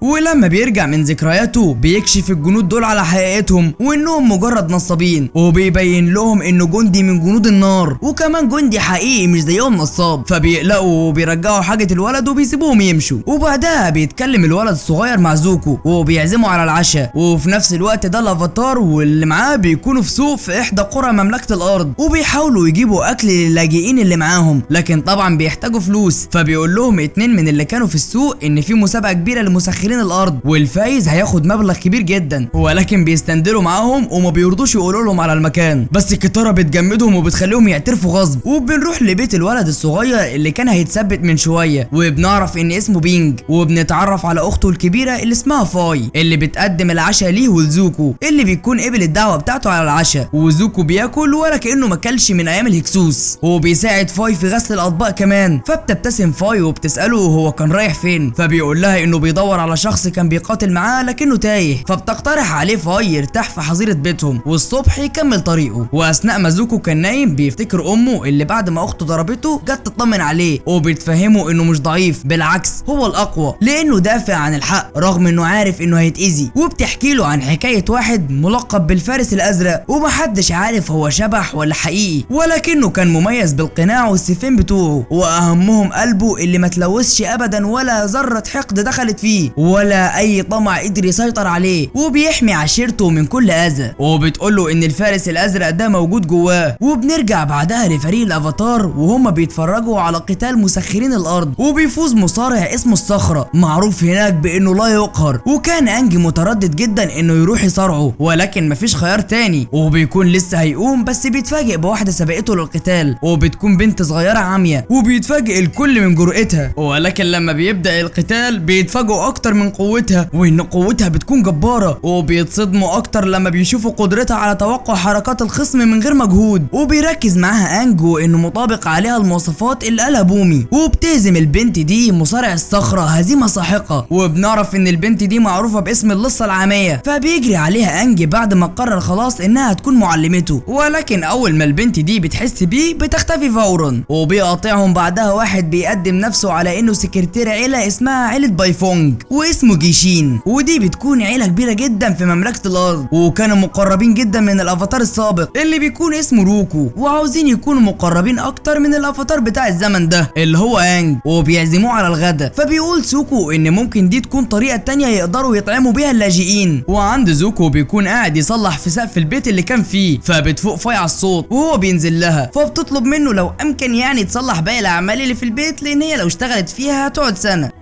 فبيتصدم زوكو من الكلام ده لان هي اعتبرته خدام في البيت. وبعدها بنشوف زولا واللي معاها وهما ماشيين ورا الاثار بتاعه الافاتار، وبتلاحظ ان في اثار حيوان كبير بتتجه لمكان، واثار حاجه بثلاث اقدام بتتجه لمكان تاني. فبتؤمر زولا اللي معاها انهم يتتبعوا الاثار بتاعه الاقدام الكبيره، وهي هتمشي ورا اثار الثلاث اقدام دول. وبنروح بعدها للافاتار واللي معاه اللي بيقبلوا دعوه العيله الغنيه دي، وبيكلموهم عن طلبهم في امدادات اللاجئين، وهم بيوافقوا. ولكن بيتفاجئوا لما بيقدم لهم الزوج والزوجه بنتهم توف، واللي بتكون هي نفسها اللصه العاميه. وعلى الغدا بيحاول انجي يتكلم معاها عن القتال اللي شافه، لكنها بتنكر انها نفس اللصه العاميه، وبتبين ان اهلها بيعاملوها بكل رقه وكانهم خايفين عليها من الهوا الطاير، ومش عارفين هي بتعمل ايه من وراهم. وعلى الجنب التاني كيتارا بتعمل صفقه ب1,000,000 جنيه لعيلتهم في تاريخ نقلهم للبضايع، وبتتفق مع الزوجه انهم يتعاونوا مع عيلتهم سوا. وانجي بيكون في عالم موازي ومش راضي يسكت ان اللصه العاميه تكون معلمته، وبيقول لاهلها ان كانت هي تقدر تعلمه، لكن هم بيرفضوا طبعا لرقتها وكده. واثناء ما هم بيتكلموا بتوقعوا توف، وبتحفر له بقوتها على الارض، وبتقول له يقابلها في الحديقه. وعند زوكو بيكون مع فاي وبيساعدها في حصد المحاصيل برضه، لكن بيلاحظ ندبه على رجلها، وهي بتحكي له على قصتها المرتبطه بعشيره النار اللي جم واحتلوا بيتها، واخوها الكبير كان في الجيش ومات بسببهم. وحتى بعد ما عرفوا ان في اطفال في البيت ما وقفوش وحرقوها وهي بتهرب من غير رحمه، وبتقول له ما يتكسفش هو كمان من ندوبه. فبيتهرب منها زوكو في الكلام لما بيعرف ان نفسه يكون امير العشيره اللي العالم كله بيكرهها، وبيفتكر لما امه وابوه كانوا بيتخانقوا بسبب اختلاف الاراء بتاعتهم، وان كل واحد عايز يمشي في سكه شكل. وامه بتدافع عن زوكو وبتقول له اوزاي انه لازم ينمي غرائزه، لكن بيرفض اوزاي وبيكون ناوي من ساعتها ان زوكو ياخد العرش، رغم ان لوتن كان موجود وهو الاولى بالعرش. وبترفض تفكيره تماما وانها مش هتسمح له يحولهم لوحوش. وساعتها بيغضب ابوه وبيشوف زوكو حريقه بتولع بينهم، ولما بيرجع للواقع بتاعه بيلاقي نفس قطاعين الطرق بيهجموا على فاي، فبينقذها منهم وهي بتعالج اصابته. وبنرجع لانجي اللي بيقابل توف وهي بتقول له يبعد عنها، ولكن بتلاحظ خفته على الارض، فبتقول له يقف عدل علشان تعرف تطرده كويس. فبيطلب منها انجي يتعلم بس ازاي يتعلم التسخير، وانه لازم كمان يتعلم الجنج الاحادي. فبتقول له انها ما تعرفش ازاي، هي هربت لكهف قبل كده مره وكان موجود هناك حيوانات مختلفه وعندها قوه، وبما ان الحيوانات دي بتكون عاميه زيها كانت بتفهمهم وبتفهم حركتهم وبس، لكن ما قالتش لاهلها لانهم رافضين فكره انها تكون مسخره للارض. ومن ساعتها مشيوا من المدينه اللي كانوا فيها، وواجب عليها انها تفضل مؤديه دورها كويس كفرد من عيله بايفونج. فبيقنعها ان كل واحد وليه دور يأديه، وهو كمان واجب عليه يكون افاتار، وبيحترم رغبتها وبيمشي. وعند زوكو بيلاقي بينج الصغير بينادي ان الافاتار وصل، وساعتها بيرجع بالذكريات لامه اللي اخدتهم نص الليله العربيه، واوزاي مش معاهم. وفي نص الطريق بيلاقوا زحمه كبيره وخيال حراس من الشباك، وساعتها بتحضنهم امهم وبتقول لهم يخلوا بالهم من بعض، وبتدي زوكو سيف وزولا الخاتم بتاعها. وفجاه بيسحبها الحرس دول لبره وهم بيصرخوا عليها، وبيرجع من تخيلاته وبيمشي من البيت علشان يلحق الافاتار. وبنروح بعدها لباقي فريق الافاتار وبنشوف سوكو وسوكي وهما بيتكلموا سوا، وخصوصا عن حرب الشمال اللي سوكو بيبقى مش عايز يتكلم فيها اصلا وبيترعب منها. ولكن بيتفاجئوا باصحاب زولا قدامهم وبيهجموا عليهم، وبتقدر تاي تشل حركه سوكو، وبيتكاتروا سوا على سوكي وبيوقعوها على الارض. وماي كانت خلاص هتهجم عليها، لكن بتتدخل كيتارا وبتحبس ماي ما بين المايه بتاعتها، لكن تاي ما بتسكتش على الكلام ده وبتشل حركه التسخير بتاعت كيتارا. ولما ما بتقدرش كيتارا تتحكم في قوتها بتديها على وشها بالبنيه، وساعتها بيجي الحيوان بتاعهم وبيغطي على الكل، وبتترعب ماي وتاي وبتهرب. وبتكون الخطوات اللي حجمها كبير اللي لقيتها زولا هي خطوات الحيوان بتاعهم، وبيستنتج الفريق ان دول جايين علشان انج وبيجروا يحذروه. وبنروح بعدها لزوكو اللي بيقدر يلاقي انج ولسه هينادي عليه، لكن بيتفاجئ بزولا وراه وبتناديه وبتقول له ما يتعبش نفسه في القبض على الافاتار لان ابوه سامحه وعاوزه يرجع معاها، لكن هو بيفتكرها لعبه منها وبيرفض يرجع غير ومعاه الافاتار. وبينادي على انج اللي بيتصدم اول ما بيلاقيه قدامه، ومعاه كمان زولا اللي ما بيكونش عارفها اصلا، وهي كمان بتتريق ان الافاتار طلع مجرد عيل صغير، وبتهجم عليهم سوا بالنار الزرقاء بتاعتها واللي بتكون اقوى مليون مره من النار العاديه. وزوكو بيكون مركز بس على انه يهزم انج، ولكن بيتفاجئ زوكو لما بيلاقي فاي وبينج ضمن الناس اللي خايفين منهم وبيبصوا له باحباط، ولكن فجاه بيخبطوا سوكو على راسه وبيوقعوا. وبتحاول زولا تقضي على انج، لكن بتيجي كيتارا وبتساعده وبيتحدوا كلهم ضد زولا. ولما كانت هتهجم عليهم تاني بنتفاجئ بتوف توف داخله عليهم وبترميها لبعيد بقوتها، وبتكون متحمسه للقتال وبتقف جنب الافاتار وفريقه. واثناء القتال الملحمي ده كان زوكو قاعد يتفرج، ولكن بيتفاجئ بايد معلمه ايرو وبيساعده يقوم، وبيرجع لعقله وبيهجم على زولا بناره. فبتسخر زولا من زوكو على تحالفه مع الاعداء، وبتعمل نفسها استسلمت، لكن مش بالسهوله دي طبعا، وفي غمضه عين بتاذي المعلم بتاع زوكو وبعدها بتختفي. فبتجري كيتارا وبتتبرع بالمساعده، لكن زوكو بيصدمهم كلهم وبيولع النار عليهم وبيخليهم يمشوا من قدامه. وعند فريق الافاتار توف كانت مصابه، ومع ذلك بتقول انها متحمسه تقاتل زولا تاني. فبيسالها انج اذا كانت هتنضم ليهم، لكن بيتفاجئوا كلهم بام توف اللي خرجت، وبتسال بنتها انت ازاي عملت كده، وبتتصدم في بنتها اللي فاكراها حساسه ورقيقه وبتخاف من الهواء الطاير. لكن توف بتصدها وبتعرفها انها اقوى من كل اللي تعرفهم، وعمرها ما كانت حساسه زي ما بتقول، وبترفض تروح معاها وبتمشي مع انج وفريقه، وبتوعده انها هتعلمه كل حاجه عن تسخير الارض. وبنرجع تاني لزوكو اللي بيحاول يقوم معلمه، وبيرمي عليه بنج حجاره وبيزعق له،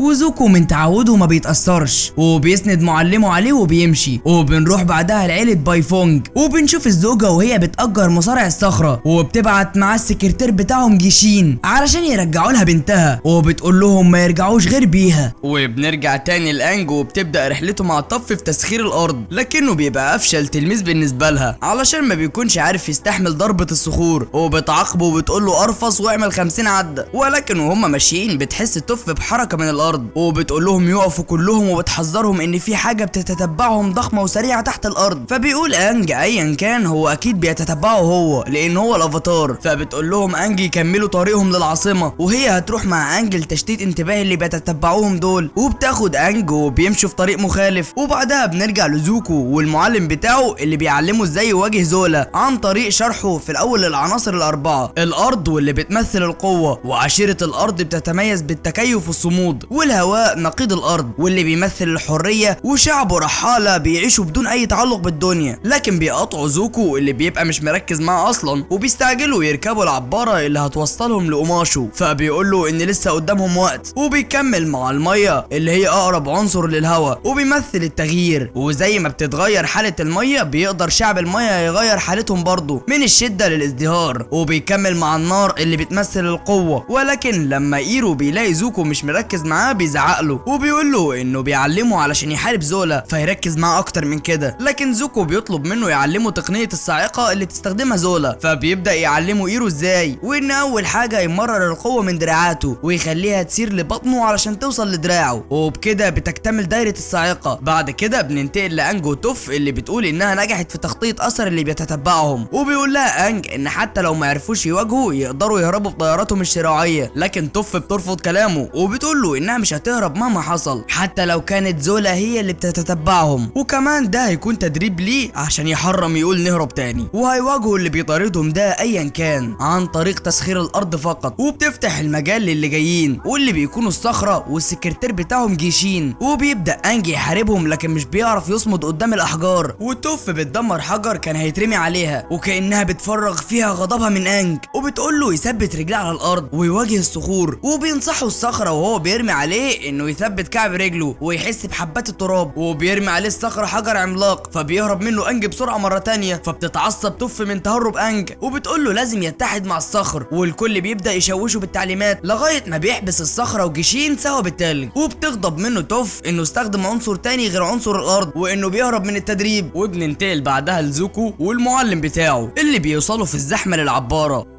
ولكن معلمه بيقع منه في الطريق فبيساعده مجموعه من الناس وبيجروا بسرعه، وبتتحرك العباره فورا لما بيعرفوا ان دول من عشيره النار واللي مش هيركب في العباره هيتدمر من زولا. وزوكو لما بيشوفها بيولع من الغضب. وبنرجع تاني لانج وتوف اللي بيوصلوا السور بتاع العاصمه، ولكن انج مش بيلاقي حد من اللاجئين بس بيلاحظ اثر الحيوان بتاعهم فبيفتكر انهم دخلوا لجوه. لكن كيتارا بتسمع صوتهم وبتقول لهم ان الجنود منعوهم من الدخول وحبسوهم برغم انهم قالوا لهم لهم انهم من اوماشو. فبتقول توف انها فعلا حاسه بيهم وكأن كل واحد فيهم في زنزانه، فبتحاول تفتح الصخر لكن الحرس بيخرجوا فجأة من السور وبيحاصروهم. وفي نفس الوقت ده زوكو بيحاول يعالج عمه وبيقول له انه ملوش الحق انه يسيبه بعد كل ده. وبيجي واحد من اللي ساعدوهم وبيقول له انهم هيقدروا يلاقوا اكل في كابينة القبطان، لكن زوكو بيرفض علشان ما يلفتش الانتباه. فبيقول له الراجل ده انهم هيلاقوا دواء كمان. وعندي كيتارا بيخرجها الحارس وهي بتحاول تساله ليه حبسوهم اصلا، بس بتلاقي انج والباقي طلعوا برضه، وبنعرف ان توف هي اللي خرجتهم بعد ما ورتهم ختم عيلتها، ولكن سمحوا بس الفريق الافاتار انهم يدخلوا العاصمه وما ينفعش يدخلوا الباقيين. وبيقدم لهم الحارس احد الخادمات واللي اسمها جودي وبتقول لهم انها مسؤوله تاخدهم في جوله، لكن انج بيفهمها انهم محتاجين يقابلوا الملك علشان يبعت لهم جنود للحرب. بس جودي بتقول لهم انها مش عارفه هو بيتكلم عن ايه، لكن مفيش حاجه اسمها حرب في اوماشو، وفعلا بتصطحبهم وبتوريهم المدينه اللي بتكون مزدهره ومعمره جدا عن باقي المدن. وبيسالها انج امتى يقدروا يقابلوا الملك، فبتقول لهم انها هتسلهم. وبتقول لهم جودي انهم مشهورين بكرم الضيافه ولازم يرتاحوا الاول في الفيلل بتاعتهم وبعدها يبقوا يروحوا للملك. وبتاخدها توف على قد عقلها وبتقول لها انها محتاجه فعلا ترتاح. وبتروح جودي من قدامهم علشان تجيب لهم عصاير، وساعتها الفريق بينفجر في توف بالاسئله. فبتقول لهم توف يهدوا شويه وانها فاهمه السياسه اللي ماشيين بيها هنا، وبتشرح لهم ان البلد هنا عامله زي آلة عملاقه بتشتغل على البيروقراطيه، واللي هي ان الطلبات بتمر من مرتبه للتانيه لغايه ما توصل للمرتبه الكبرى. لكن هنا الموضوع اسوأ لان دول شويه اغبياء وعايزين بس يتفاخروا بسلطتهم ويحسوا انهم صحاب سلطه، وعلشان كده لازم نحسسهم باهميتهم، يعني ناخدهم على قد عقلهم علشان يعرفوا يوصلوا للي هم عايزينه. واول الناس اللي لازم يعملوا معاها كده اللي هي جودي طبعا. وبيوصلوا للفيلا اللي هيقعدوا فيها وبترحب بيهم جودي، وفجاه بيدخل عليهم شخص بنعرف ان اسمه لونج وبيبقى وزير الثقافه، وبيوزع عليهم هدايا ترحيبيه. والمفاجاه انه بيجيب لكل واحد الهديه اللي تناسبه وتاثر فيه بالظبط، وبيهدي توف برقوق بحر متغطي بالسكر واللي بيتشهر بيه موطن توف. وبيهدي انج ملح معدني يعالج رجله بعد التدريبات الكتيره اللي هيعملها على تسخير الارض، وبيكون جايب الملح ده من معبد الهواء الشرقي مخصوص علشان انج. والموطن ده ظهرت منه الحيوانات الطائره اللي بتكون مع القبائل، وكمان الموطن ده كان منشأ لتسخير الهواء.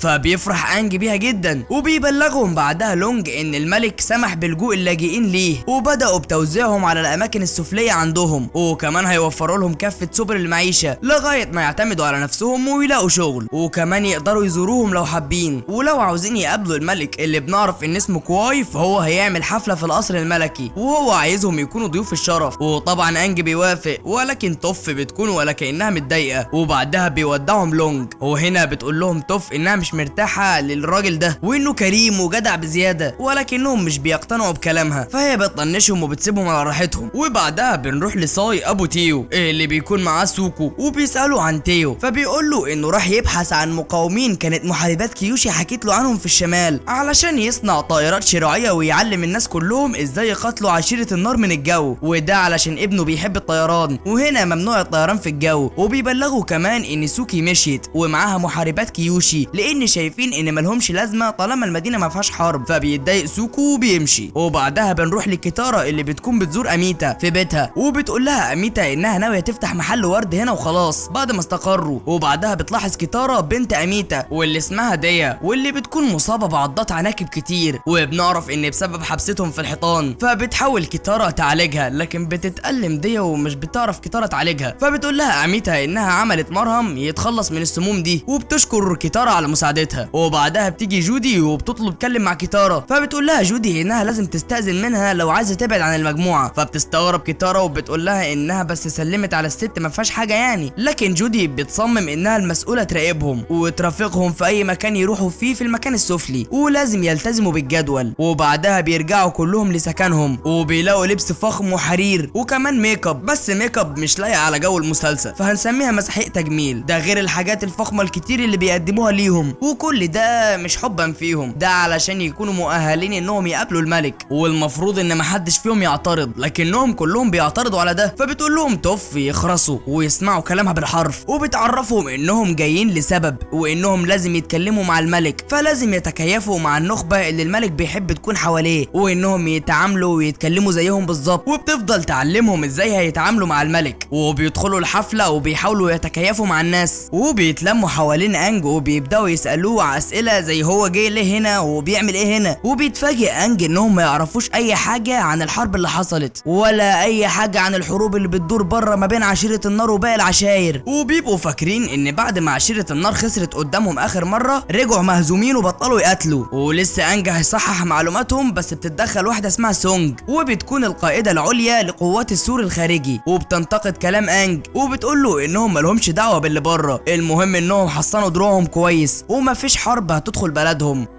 وبعدها بتسيبهم وبتمشي، وعند سوكو بيجي له واحد من الضيوف وبيبقى ناوي يعمل فيه مقلب ويخليه يشرب عصير صبار، بس بيجي واحد تاني وبينقذه وبيقول له ان ده يعتبر عصارة النباتات واللي بيستخدموه ضد الحيوانات المفترسة، يعني من الاخر ما تشربوش. وبيعرف نفسه ان اسمه زاي وبيكون بروفيسور في علم الانثروبولوجيا، وما تهتمش يا عزيزي هو بروفيسور وخلاص. وبيكون ودود جدا وبيرحب بسوكو بس على طريقة شعبهم. وبعدها بنشوف توف اللي بيكون حواليها عائلات كتير من اصدقاء اهلها وبيسألوها على عروض الزواج اللي بعتوها لأبوها، وهي بتبقى مصدومة ولكن بتتهرب منهم بلطف وبتقول يا لهوي كل دول عايزين يتجوزوني. وعند سوكو بيتصاحب جدا على زاي اللي بيفضل يجمع من سوكو معلومات عن البلاد والشعوب علشان أبحاثه، ولكن بيقف سوكو فجأة لما بيسألوا زاي عن قبيلة المايا الشمالية، وبيسترجع سوكو الذكريات المؤلمة. وبعدها بنروح لكيتارا اللي بتجذب انتباهها واحدة من النباتات، وبتكون واحدة من النباتات العلاجية وبتحاول تقطفها، ولكن جودي بتبرق لها فبتهرب الناحيه التانيه، لكن بتسمع كلام كتير مش حلو على توف، ده غير التريقه على اساس انها عاميه يعني وكده، وان محدش هيرضى يتجوزها وكل دول عاوزين يتجوزوها علشان ثروتها بس. فبتغضب كيتارا وكانت هتواجههم، ولكن بتوقفها توف اللي كانت بتسمع وهي ساكته، وبتقول لها ما ينفعش يعملوا مشاكل هنا. فبتتحكم كيتارا في الميه اللي في مشروبهم وبتغرق وشهم بيه، وبيضحكوا هي وتوف عليهم.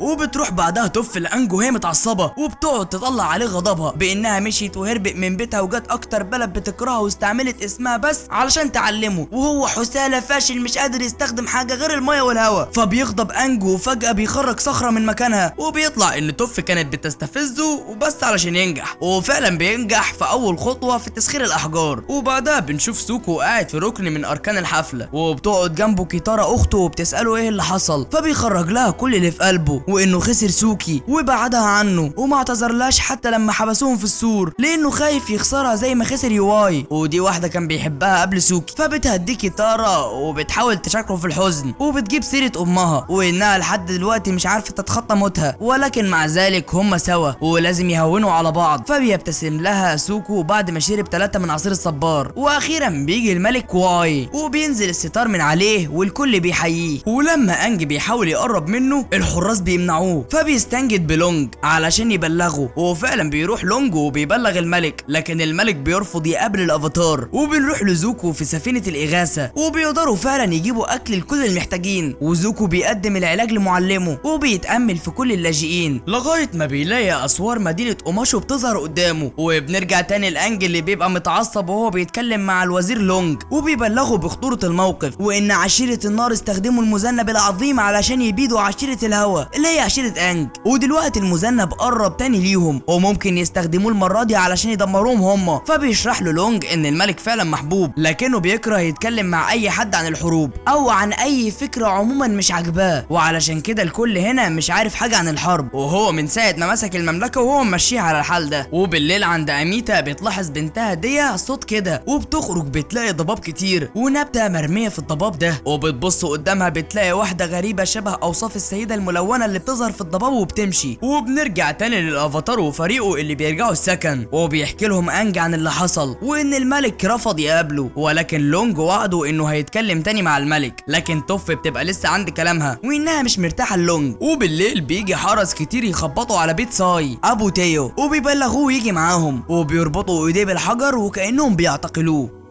وبتعدي الايام على الابطال وانج بيتدرب كل يوم مع توف، وبنعرف ان كيتارا هي اللي عامله نفسها دور السيده الملونه للناس اللي ظهرت لبنت اميتا. وبنشوف زوكو والمعلم بتاعه وهم متفاعلين مع الوضع الجديد، وزوكو في الخفاء بيتنكر وبينقذ الضعفاء، اما سوكو فبيعدي كل يوم على ساي ولكن ما بيلاقيهوش، فبيكتب له ورقه وبيحطها تحت الباب ومحدش شاكك في اي حاجه. وفي مكان تاني بنشوف سوكي مع محارباتها وبيكونوا راجعين، ولكن بيتفاجئوا مساعدين ازولا وهم بيهجموا عليها بعد ما قضوا على اصحابها، ولما بتقدر تفلت منهم بتتفاجئ بازولا داخله عليها وبتهاجمها بصاعقه النار. وبنرجع لتدريبات انج اللي بيكون اتعلم الاساسيات بتاعه التسخير ولكن ما وصلش للتسخير الحقيقي، وتوف بتعلمه ازاي يقدر يسخر حاجه باحساسه، وكل حاجه ليها حياتها السريه تحت الارض وما ينفعش يكتفي بتسخير بس المرئي منها. يعني باختصار يا عزيزي لازم يعرف يخرج اي صخره من تحت الارض مش فوق الارض بس، وبيحاول يعمل كده لكنه بيغلط، ولكنه بيلاحظ ان لونج جه فبيسيب توف وبيروح له. واثناء ما هم في الطريق بيسالوا انج اذا كان في حاجه في التسخير اسمها الاحساس باللي تحت الارض، لكن لونج بينكر ده وبيقول له انه ما يسمعش كلام حد ويحس اللي قلبه شايفه صح. وبيجي زاي يقابل سوكو وبيديله مخططات كتير، وبنعرف من كلام زاي ان في كتب ومجلات كتير اتسرقت، وان كمان كان في مكتبه اسمها مكتبه الارواح بره عاصمتهم لكنها اختفت من 100 سنه. ولما بيسال سوكو هيعمل ايه بالمخططات فبيعرفوا انه لازم يعمل تلسكوب جديد لان صديقه كان عنده واحد ولكنه اختفى. فبيتصدم زاي وبنعرف منه ان المدينه مش بس الكتب اللي بتختفي فيها، ده كمان الاساتذه اللي طرحوا اسئله غلط او الطلبه اللي حاولوا ينظموا احتياجاتهم اتخطفوا من الداي لي اللي هم حراس المملكه، او بالاخص هم حراس الملك، واي حد تاني ممكن يهدد عرش الملك بيتخطف برضه. وبنروح لزوكو اللي بيقول له الولد اللي ساعده في العباره اللي بنعرف ان اسمه جيت ان في عشيره من النار عايشه في اسطبلات قريبه منهم وبيخربوا كل حاجه، وشويه من الناس هيروحوا يناقشوا معاهم مساله الحريق اللي حصل في واحده من المطاعم، وبيعرض على زوكو يجي معاهم، وفي الحقيقه ان زوكو هو اللي ولع في المطعم ده لما انقذ حد من الضعفاء. وبنروح بعدها لازولا اللي بتروح لتوران الجنرال اللي وكله ملك النار بمهمتها، وبتحذره انها مسكت جواسيس من عنده كانوا هيسربوا خطتهم لقماشه، فبيبلغها توران ان العمليه للاسف اتاجلت بامر من ملك النار من غير سبب. وعند توف بتخرج من الفيلا فبتتفاجئ بواحد اسمه لاو بيعرض عليها ان عنده معلومات خطيره ممكن تعرض سمعه الافاتار للخطر. وبعدها بنروح لسوكو اللي بيجري على بيت ساي مع انج بعد اللي سمعوا من زاي، وفعلا مش بيلاقوه، وبتنضم لهم اميتا كمان، ولكن فجاه بتدخل عليهم جودي وهي متضايقه وبتبلغهم انهم لازم يبلغوها بتحركاتهم، ولما بيسالوها هو ساي فين فبتبلغهم انه اشتغل في القصر في مكانه راقيه جدا وبيعيش هناك دلوقتي وهتبقى تسالهم عليه. وبنروح لزوكو اللي بيوصل لعشيره النار دي، وبنعرف من عجوز منهم انهم هاربين هم كمان من حكم اوزاي ملك النار لانه شخص مستبد، وعايشين كافيين خيرهم شرهم بعد ما قبلوا شروط عدم التسخير. فبيحذرهم زوكو انهم لازم يمشوا لان في حريق حصل حادثه مش اكتر، بس هم اللي هيتهموا انهم عملوا الحريق ده، بس العجوز بيرفض وبيصمم يفضل موجود. وبنرجع تاني لانج وبنعرف من لونج ان الداي لي اخدوا ساي علشان يستجوبوه لانه متهم انه جاسوس لمملكه النار، وطبعا تاريخه بيشهد بكده. فبيتضايق انج لكن لونج بيهديه وبيقول له انه لو ما تمالكش اعصابه مش هيعرف يقابل الملك. وبيعرف انج ان الداي لي بيتبعوه، فبتكون نصيحه لونج ليه انه ما يعملش مشكله وساعتها هيثقوا فيه ويودوه للملك. ولما بيبلغ انج اصحابه باللي حصل بيستغربوا من قوه ثقه انج في لونج وانه تقريبا واثق فيه اكتر منهم، لكن انج بينكر ده وبيوصلوا مع بعض الحل انه مش هيعمل اللي بيقول عليه لونج وهيتبع الجاسوس اللي وراه اللي هو من الداي لي وعن طريقه يعرف طريق ساي. وبنرجع لتوف اللي بيقول لها لاو ان شركات ابوها في منها اللي بتتعامل مع عشيره النار ودي تعتبر خيانه في مملكه الارض وممكن الملك يعرف بكده ويقبض عليها. وبنرجع تاني لانج اللي بيتمشى مع كيتارا وبيبلغها ان الجاسوس وراه دلوقتي، فبتروح تشتت جودي علشان يقدر انج يتبعه، وفعلا بتشتت جودي لكن بتسيبها وهي مشغوله وبتمشي ورا جيت، فبتلاقيه بيتفق مع مجموعه من الناس بالهجوم على عشيره النار اللي في الاسطبلات. وعند انج بيقدر يهرب من الجاسوس وبيروح وراه، ولكن جودي بتلاقيه لكن هو بيخترق الصخر اللي قدامها وبيكمل طريقه. وبيروح اللي ساعد زوكو مع ناس كتير جدا يهجموا على عشيره النار اللي في الاسطبلات، لكن بيتدخل زوكو بالقناع طبعا وبينقذ العشيره وبيهاجم اللي بيهاجموهم، لكن بنتفاجئ بكيتارا اللي بتتدخل هي كمان بالزي بتاعها وبتنقذ الناس، لكن بتتحمس بزياده وبتنقذ زوكو من جيت اللي بيعرف على طول انها كيتارا وبيسالها ليه بتساعدهم، بس هي بتهرب بسرعه وزوكو بيبص لاثارها. وبنروح بعدها لانج اللي بيكون اتخطف وبيدخل عليه الجاسوس واللي بيكون حارس السور ومعاها جنرال سونج، وبنعرف منها انها خطفت انج علشان تساعده بعيدا عن الجواسيس اللي دايما بيمنعوهم انهم يتكلموا لان في عشيره كبيره عند سور المدينه وعلى وشك الهجوم، وان دلوقتي جودي هتعمل بحث مكثف عنه وتديه للداي لي، فلازم يقول لها الرساله بتاعته اللي عايز يقولها للملك وهي هتحاول تبلغه. فلما تعرف بموضوع النيزك بتتصدم وبيقول لها انج ان لونج هو الوحيد اللي بيساعدهم، فبتتصدم سونج وبتكشف له ان لونج هو رئيس الداي داي ليه نفسه، فبيتصدم وبيروح للفيلا وبيعاتب كيتارا على انها ما عرفتش تشتت جودي زي ما طلب منها، وبيقول للباقيين على كل اللي يعرفه. وبره اسوار المدينه بيرحب الحارس برجوع محاربات كيوشي بسبب قبضهم على الجنرال توران، لكن بنتصدم لما بنلاقي ازولا واصحابها.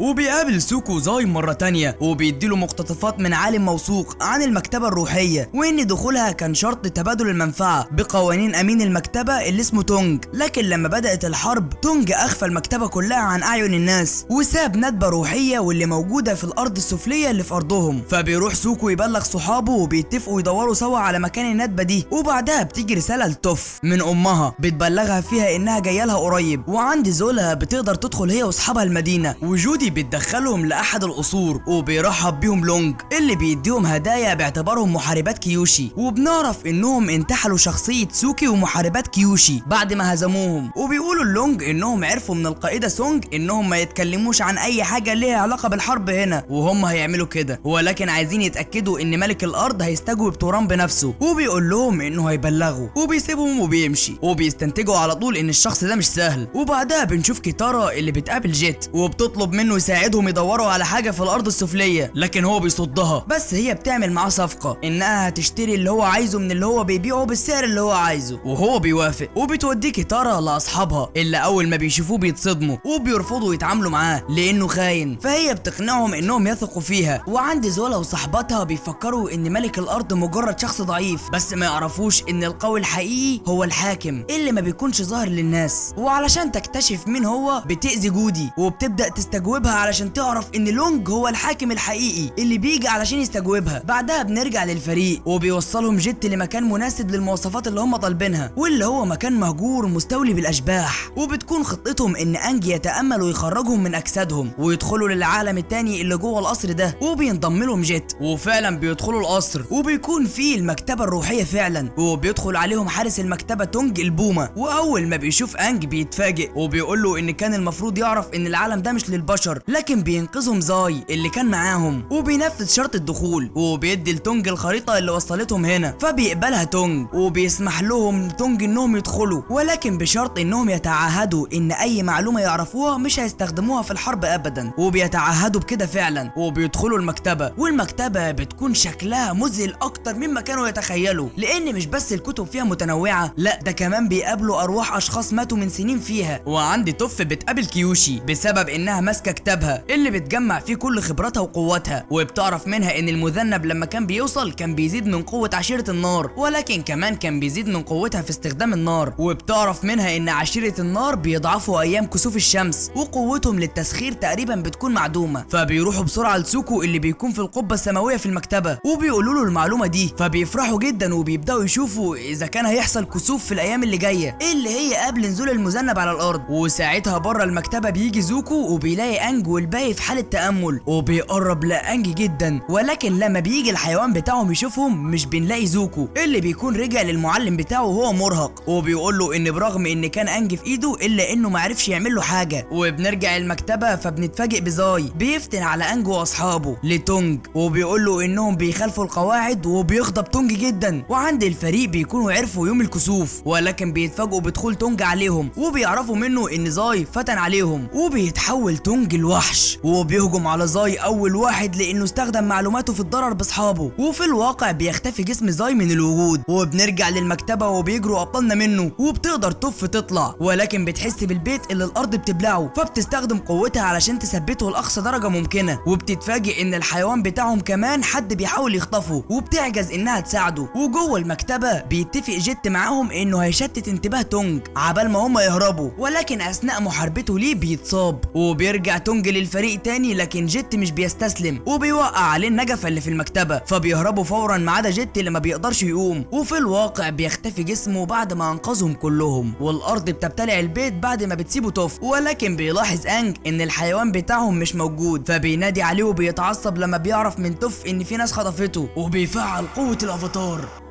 وبسبب تحول انج بيخلي المكان كله يشبه العاصفة، لكنه بيقدر يتحكم في نفسه تاني، وبيزعق في توف انها ما قدرتش تحمي حيوانهم، وبيسيبهم وبيروح يدور على الحيوان، وبيستخدم صفارة النداء بتاعته علشان يعرف مكانه. وعند زوكو بيهلوس في احلامه عن امه وان ابوه واخته هم السبب في اخفاء امه، وبيفوق بعدها تاني. وتاني يوم انج بيوصل البيت، فبيسالوه اذا كان ليها الحيوان بتاعهم، لكنه بيقول لهم لا، وان احسن طريقه يلاقوا بيها الحيوان انهم يقابلوا الملك. وفي السجن زولا بتتناقش مع لونج وبتعرض عليه انها تقدم له اسماء الخاينين ليه مقابل انه يساعدها يجيب لها اخوها، وفعلا بتقدمهم له، لكن هو بيماطل في الاتفاق، فبتهدده بالموت، وان كمان في 20,000 مسخر نار مأمورين انهم يدمروا السور ويحرقوا المدينه بالكامل بامرها هي. وعلى فكره ده نفس العدد اللي فاضل لنا عشان نوصل ل 100,000 مشترك. وبتقول له زولا انهم ممكن يوقفوا وما يحرقوش المدينه لو هو ساعدها، لكن هو بيرفض برضه، وبيقول لها انه مش بيتعامل مع عشيره النار. وعند الفريق بتاعنا بيفكروا في خطه يدخلوا بيها القصر الملكي، وبتقول توف انهم ممكن يسالوا محاربات كيوشي لانها سمعت انهم موجودين، وسوكو كان هيروح لهم لكن انج بيوقفوا علشان يلاقوا حل سريع. فبيخطط سوكو انهم يدخلوا في حاويات النبيت اللي جت هديه لتوف من عروض الزواج قبل كده، ويعملوا انها هديه للملك، وفعلا بيعملوا كده وبتساعدهم سونج. ولكن لما بيسمحوا بدخول الحاويات بيمنعوا سونج من الدخول، وبيقولوا لها ان الوزير لونج عايزها. ولما بتروح له بيواجهها باشاعات انها استقبلت جنرال خطير من مملكه النار من غير ما تبلغ الملك، لكن هي بتنكر ده وبتبقى هتمشي، لكن فجاه بتقف لما لونج بيقول لها ان الملك استدعى بنتها لبحيره اسمها بحيره لوجاي. وجوه القصر الملكي بيقدر الابطال يقابلوا الملك اللي كان بيراعي النباتات بتاعته، وما كانش بالقسوه اللي كان لونج بيقولها عنه، لكن لما بيحاولوا يكلموه عن الحروب بيرفض. فبتقدر تقنعه كيتارا بمجارته في حب النباتات، وهو بيقتنع وبيقرر يسمعهم. وبعدها بنروح لايرو اللي كان بينظف في المحل بتاعه، لكن بيتفاجئ بحاجه زي عمله على الارض وبيكون عليها صوره ورده اللوتس. وبنرجع تاني للملك اللي بيتفاجئ لما بيعرف منهم بموضوع النيزك، وبيكون خلاص اقتنع بمساعدتهم، لكن بيتفاجئوا بدخول سونج مع لونج، والملك بيعرض عليها اللي سمعوا منهم واذا كان صحيح ولا لا. ولكن بتفاجئهم سونج لما بتنكر اللي بيقولوه، وبتتهمهم انهم مجرد اطفال عايزين يكون ليهم اهميه، وان بس جيوش النار محاوطه المكان لكن كله تحت السيطره. ولونج كمان بيسوق سمعتهم كلهم، وبيقول للملك ان توف اهلها بيشتغلوا مع عشيره النار، وكيتارا حراميه بتسرق النباتات وهي بتنكر وبتهرب من افعالها، وساكا كان مصاحب زاي احد عملائه واختفى معاه، وبالطريقه دي ما ينفعش يثقوا في الافاتار. فبيغضب انج على لونج من كذبه وبيساله على الحيوان بتاعه، وبتتفاعل قوه الافاتار عنده من الغضب، لكنه بيهدى تاني وبيرجعوهم كلهم لبيتهم. والملك بيشكر لونج على مساعدته، وما بيكونش عارف انه شخص خاين اصلا، ولكن مع ذلك ما بينساش موضوع جنود النار، وبيقول لسونج توفيه بمعلومات حدودهم اول باول وبشكل مباشر. وعند فريق الافاتار كلهم بيقعوا في بعض، وكل واحد بيلبس التاني سبب فشلهم وانهم خانوا بعضهم، وللاسف بيتفرقوا. وبنرجع تاني لزوكو اللي بيلبس قناعه، لكن معلمه بيشوفه وبيقول له يقدر يعمل اللي هو عايزه طالما هو حابب كده وشايف ان ده الصح. بس زوكو بيطمنه انه بيساعد الناس ومش هيمشي في الانتقام مره تانية. وبعد ما بيمشي زوكو بيروح ايرو لمكان كده وبيوريهم العمله اللي في ايده، فبيفتحوا له المكان وبيكون فيها تجمع لعشيره النار، وبيعرفهم بنفسه انه ايرو تنين الغرب. فبيتفاجئوا وبيتهموه بانه قاتل بارد الدم، ولما استقال سابهم تايهين لغايه ما اتنفوا او ماتوا زي لوتن. فبيندم ايرو وبيطلب منهم المسامحه، وفعلا بيسامحوه وبيرحبوا بيه في مجموعتهم واللي اسمها اللوتس البيضاء، وبيدوا اول مهمه واللي هنعرفها بعدين. وبعدها بنشوف زوكو اللي بيبقى لسه بيساعد الناس، لكن على الناحيه التانيه بيشوف كيتارا اللي كانت نزلت لمعالجه الناس اللي بيكونوا متحاصرين من الداي لي، وهي بتقدر تهاجمهم بقوتها، ولكن واحد منهم بيكون صخور على ايدها وبيقيدها في الارض، ولكن زوكو بينقذها وبيكسر قيود الصخر اللي عليها، وبيقتلوا الحراس وهم ظهرهم في ظهر بعض. وعند توف بترجع لامها اللي اول ما تشوفها بتترمي في حضنها وبتنسى غضبها منها. وعند زوكو بيجري يروح للمكان اللي فيه محاربات كيوشي، لكنه بيتفاجئ بتاي اللي بتصيبه في نقاطه الحيويه وبتوقعه على الارض. وبنروح بعدها لانج اللي بيكون معاه الحيوان الصغير بتاعه، ولكنه بيفتكر نصيحه بومي انه لازم يحس بكل حاجه علشان ما يحسش بحاجه، وبيقدر يحس بالحيوان بتاعه الضخم من احساسه باللي تحت الارض. وبنرجع بعدها لسوكو اللي بياخدوه الدايلي للسجن بعد ما تاي وقعته، وهناك بيتفاجئ بوجود ساي اللي بيفرح جدا لما بيلاقيه. وعند توف بتواجه امها بتعاملهم مع مملكه النار، فبتقول لها امها انها هتلغي التعاملات معاهم لو هي عايزه كده، لان كده كده هتبقى التجاره في ايدها قريب. ولكن توف بتقول لها على خناقاتها مع صحابها وانها مش هتقدر ترجع معاها دلوقتي ولازم تروح لهم علشان يصلحوا علاقتهم ببعض. وبتتفاجئ توف لما امها بتتفهم غرضها وبتعرض عليها تشرب مشروبها المفضل من وهي صغيره كوداع يعني، ولكن للاسف بيطلع فيه منوم وتوف بيغمى عليها. وعند كيتارا بياخدوها هي كمان مع زوكو علشان يودوهم للسجن، لكنه بيحاول يداري وشه عنها، ولما بتطلب منه يلف لها علشان تشكره بيلف وساعتها بتتصدم وبتجرحه بالكلام انها محبوسه مع وحش، وهو بيحاول يقنعها انه بيحاول يتغير لكنها مش بتسمع له. وبنروح بعدها اللونج اللي بيبقى معاه زولا وهو بيتكلم مع باقي الجنرالات عن علم الملك ان في مؤامره بتحصل وراه، وانه امر باعتقال القائده سونج. فبيتعصب الجنرالات وبيطالبوا انهم يتكلموا مع الملك، لكن بتتدخل زولا وبتدمرهم كلهم بالصاعقه الناريه بتاعتها. وبالحركه اللي عملتها دي بتعلن للونج ان عاصمتهم بقت تحت سيطرتها خلاص. وعندي ايرو في محل الشاي بتاعه بيتكلموا شويه من زباينه عن الداي لي اللي قبضوا على المتنكره بالسيده الملونه وكمان المقنع. فبيتصدم ايرو وبيجري يلحق زوكو بسرعه. وعند اميتا بتكون مخبيه انج وبتبلغه بكل اللي حصل زي القبض على كيتارا وان توف مشيت مع عيلتها وسوكو ملوش اثر. فبيتصدم وبيبلغها ان الداي لي عندهم سجن تحت الارض واكيد كلهم هناك، وبتكون خطته انه يراقب واحد من الداي لي ويعرف السجن ده فين. وبنروح بعدها للونج اللي بيسلم نفسه لزولا تماما وبيقول لها ان قوات الداي لي حوطت الاسوار كلها ودلوقتي كلهم تحت قيادتها. وبعدها بتجي لها ماي وبتديها السيفين بتوع زوكو وبتقول لها انه دلوقتي في بحيره لوجاي. فبتتفاجئ زولا منها ولكنها بتروح لهناك. وتاي كمان بتستغرب وبتسال ماي ازاي سلمت زوكو لازولا وهي عارفه انها هتقتله مع انها بتحبه. فبتقول لها ماي انها كانت هتقتلها هي برضه مع انها بتحبها. وبعدها بنروح لانج اللي بيراقب فعلا واحد من الداي لي وهما بيفتحوا بوابه السجن، ولكن بيتفاجئ لما بيلاقي كل حراس الداي لي بيخرجوا من المكان اول ما بتتفتح البوابه، وبكده هيبقى صعب جدا يدخل من غير ما يكشفوه. ولكن بيتفاجئ بايرو اللي بيلاقيه جنبه وهو بيقول له انه ما بقاش جنرال بعد النهارده خلاص وجه علشان ينقذ حد من المساجين برضه. فبيتفقوا انهم يساعدوا بعض وبيقول له ايرو انه عارف طريق تاني يخترقوا بيه السجن ده. وبننتقل لزوكو اللي بيكون مع كيتارا في السجن، وبتكون كيتارا بتحاول تدمر القضبان بتاعه السجن وبيحاول زوكو يقنعها انه انقذها مش اكتر وانه ما كانش بيفكر في اي خطه يوقعها بيها، لكنها بتنفجر فيه بكل جرايمه اللي عملها هو واهله وان امها ماتت بسببهم. فبيعتذر لها زوكو وبيقول لها ان امه كمان مشيت بسببهم. وبنرجع تاني لانج وايرو وفي وسط كلامهم بيقول له انج انا اناني وانانيتي دي خسرتني اصحابي، وانه غير من نفسه وعمل كل اللي يقدر عليه علشان يبقى الصديق اللي هم محتاجينه. فبيقول له ايرو ان كده هيخسرهم تاني وبينصحه ان هو يكون على طبيعته ويسمح لهم يكونوا على طبيعتهم. وبعدها بيلاقوا البوابه التانيه واللي بتكون بوابه الافاتار ولازم يفعل العناصر الاربعه. فبيفعل ايرو النار وانج بيفعل باقي العناصر وبيدخلوا البوابه فعلا. وعند سوكو وصاي بيحكي له ازاي اتقبض عليه وانه حاول يقنع الداي لي بمقابله الملك لان عنده معلومات خطيره، لكنهم بيسخروا منه وبيرموه في السجن مع ان ابنه بيحارب بره. لكن بيلاحظ سوكو وسط كلامه ان في بلورات في المكان وممكن يسيحوها ويخرجوا بيها، وصاي بينبهر انه ما لاحظش ده من الاول وبيشتغلوا سوا على الخطه دي. وعند كيتارا وزوكو بيحكي لها زوكو اكتر عن امه وانها مشيت قبل ما تشوفه بالوحش اللي هو عليه حاليا، وبيعرفها ان الندبه اللي في وشه دي سببها ابوه اللي حرقه وده اكبر عقاب لمسخر النار. وبيكون الموضوع بنفس صعوبه ان مسخر ميه بيغرق مسخر ميه في الميه، وانها لو بتكره وشه فهو بيكرهه اضعاف. وساعتها كيتارا بتضعف ناحيته وبتقول له انها ما بقتش شايفاه وحش دلوقتي وبتعرض عليه علاج وانه يسمح لها تشفي ندبته. وعند ازولا بتكون مع توران ولما بيدخل عليهم وزير الثقافه بتبلغوا زولا ان توران هيكون مكانها وزي ما بيتعامل معاها هيتعامل معاه بالظبط. وعند انج وايرو بيكونوا دخلوا بنجاح للبوابه وبيتفاجئوا وهم ماشيين باحد الحرس اللي بيكون مع جودي اللي كانت معاهم قبل كده، وبيشوفوهم وهم بيجبروها بقوه انها تحفظ ان مفيش حرب في قماشه والا هتفضل في السجن ده للابد، وهي بتبقى منهاره من العياط. فبيكمل انج وايرو طريقهم وبيدخلوا عند سوكو اخيرا وبيعتذروا لبعض، ولكن بيتفاجئ سوكو بايرو معاهم. فبيقول له انج يثق فيه وانه ساعده علشان يدخل لهنا وانهم محتاجينه علشان كيتارا برضه محبوسه. فبيهدى سوكو وبيقتنع بكلامه وبيكملوا طريقهم سوا. وبنروح لكيتارا اللي بتبقى هتدي لزوكو العلاج واللي بيكون في الميه الابديه اللي بتعالج جروح السنين، ولكن بيقاطعهم دخول سوكو اللي بيهجم على زوكو. لكن كيتارا بتنقذه وبتقول لزوكو انه انقذها وعلشان كده دخل معاها، وبيحضن زوكو المعلم بتاعه. وبعدها بيقول انج انهم هيكملوا علشان ينقذوا الحيوان بتاعهم، وبيسال ايرو زوكو هيعملوا ايه. فبيتفقوا يساعدوا بعض. واثناء ما هم ماشيين بيلاحظ انج جودي المحبوسه فبينادي عليها وانه هينقذها من هنا، لكن هي بتصرخ على الداي لي علشان يقبضوا عليهم يا بنت الغداره. وبيهجم الداي لي على انج اللي بيصدهم بعاصفه هوائيه وبيشوفوا كمان كيتارا اللي بتخنق الاتنين بالميه، وبيلحقها زوكو علشان يساعدها، لكن حراس الداي لي بيجوا وبيفرقوا ما بينهم بحاجز صخري. وعند توف بتفوق من النوم اللي بتكون في سجن حديد في عربيه امها، فبتهاجم امها انها خدتها بالشكل ده، لكن امها بتبرر انه لمصلحتها، فبتقول لها توف انها عمرت ما حاولت تعرفها بجد، وبتفتكر صحابها وانهم الوحيدين اللي كانوا بيفهموها واللي كانت بتبقى على طبيعتها معاهم. وفجاه بتحس بالحديد وبنتفاجئ انها قدرت تسخره وبتخترقه، وامها بتتفزع وبتدمر توف في العربيه وبتجري تلحق صحابها. وعند انج بيتفاجئ لما بيلاقي لونج في وشه، وبيقول له لونج ان زولا استولت على المدينه وانه حاول يحميها منها، لكنها استولت كمان على الداي لي ولازم يهرب دلوقتي. فبيسخر منه انج انه فاكر انه هيثق فيه تاني، وانه السبب انها استولت على الارض اصلا وهو مش هيقدر يخسر قدامها. فبيبلغوا لونج انه لازم هيخسر لانه ضعيف، وبيسيبه وبيمشي. وساعتها بيروح انج ينقذ الحيوان بتاعه وبيفتح له السقف وبيقول له يمشي من المكان وهو هينقذ صحابه وهيجي وراه. وبعدها بنشوف الحرب اللي بتحصل بين الاخوات زولا وزوكو، وزولا بالنار الصاعقه بتقدر تبطل مفعول النار لزوكو، ولكن مع ذلك بمهارات زوكو القتاليه بيقدر كمان يبطل قوتها، والمعركه بتفضل متكافئه. وبنرجع لانج اللي بيروح لاصحابه وبيقول لهم انه حرر الحيوان بتاعهم، وبيسالهم عن زوكو وايرو، فبيقول له سوكو ان الداي لي فرقوا ما بينهم وانهم لازم يهربوا، ولكن انج بيرفض وبيبلغهم ان زولا خلاص سيطرت على العاصمه ولازم يوقفوهم سوا. وبعدها بتيجي كيتارا وبتقول لهم انها لقت مخرج. وبنرجع تاني لمعركه الاخوات، وبتتشابك زولا بالايد مع زوكو بتفعيل النار، والسيطره بتكون ليها في الاخر وبتكون خلاص قريبه من قتله، ولكن بنتفاجئ لما بترفض تقتله وبتقول له ان امهم طلبت يبقوا سوا، وبتعتذر له انها السبب في ان امهم تتقفش في العربيه ويتقبض عليها، وبيتبلغوا بانها استولت على المدينه ويقدروا يتفاخروا بالانتصار ده مع بعض، ومع ذلك مش هتجبره يكون معاها لو حابب، وبتسيبه وبتمشي. وبتلاقي زولا فريق الافاتار وبتبدا تحاربهم من فوق، لكن انج بيقدر يسخر الصخور اللي تحتها وبيوقعها وبتتحاصر منهم كلهم، لكن بيتفاجئوا بدخول زوكو اللي بيصدمنا انه فعلا بقى مع زولا وبيحارب لصفها. وعند سوكو وساي بيهربوا علشان يدوروا على مخرج تاني، ولكن بيتفاجئ سوكو بدخول توف من الباب الحديد وانها قدرت تسخر المعدن هو كمان، وهي بتقول لهم ييجوا وراها لان الحيوان مستنيهم. وبنرجع للمعركه اللي ما بين ورثه مملكه النار وفريق الافاتار، ينفع بيتشاري ده، وبيهجم زوكو على انج، لكن انج بيطير وبيتفادى ضرباته. وعند زولا بتقدر كيتارا تقيدها بالميه، ولكن بينقذها زوكو من الحصار وبيحاربها، فبتزعق له وبتقول له انها افتكرت انه اتغير، وهو بيرد عليها انه فعلا اتغير ولكن للافضل. وعند زولا بتحارب انج اللي بيعمل درع من البلورات السحريه وبيجري يحاربها، لكن للاسف بتندفع ناحيته زولا وبتدمر درعه بسهوله. وفجاه بنشوف ماي وتاي جايبين حرس الداي لي وبيحاصروا كيتارا اللي بتحاول تحاربهم، لكن زوكو بيحبط قوتها بالنار وبيكون خلاص اتقبض عليها. وزولا بتقول لانج انه يستسلم لانه خلاص خسر قدامها فعلا، لكن فجاه الافاتار بيستحضر كل قوه الافاتارات اللي قبله وبيفعل وضع الافاتار بالقوه القصوى بتاعته، وبتطير حواليه كل العناصر بتاعه الافاتار. ولما بينزل بتهجم عليه زولا بصاعقه من النار، لكنه بيتفاداها بكل سهوله، وبيهجم عليه الداي لي بالاحجار لكنه بيبدلها وبيصيبهم بيها. وحتى لما زوكو بيحاربه بيرجع له النار بالهواء وبيقذفه لبعيد، وبيسحب زولا ناحيته اللي كانت هتحاربه تاني، وبعدها بيرميها وبيجمع كل عناصره من تاني وبيهاجمها، ولكنه ما بيقدرش يقتلها والسبب بيكون مجهول. وبمجرد ما بيرخي دفاعاته ازولا بتستغل الفرصه وبتصيبه في قلبه، ودي الكارثه لان الموت في حاله الافاتار هيخلي توازن العالم كله يختل. وبتجري ناحيته كيتارا وهي متفهمه خطوره الموت في الحاله دي، ولسه كانت هتهاجمها زولا لكن ايرو بيلحقها وبيهاجم زولا وبيقول لكيتارا انها تهرب، فبتستخدم قوتها من الميه وبتطلع بانج وبيقبض الداي لي على ايرو اللي بيرفض حتى يبص في وش زوكو. وعند الملك بيشوف الطور الطائر بتاع ابا وبيبتسم، وبيدخلوا جنود مملكه النار علشان يحتلوا العاصمه. وعلى الطور بتستخدم كيتارا الميه المعالجه بتاعتها لانج وبيقدر يرجع لوعيه لحظه بلحظه، ولكنه مش بيقوم بعدها وبيفضل ثابت في الحاله دي وبيخلص المسلسل. واكيد يا عزيزي في جزء ثالث، فاشترك في القناه وفعل زر الجرس علشان اول ما يتم الاعلان عنه هنقول لكم، واول ما ينزل هنلخصه ليكم.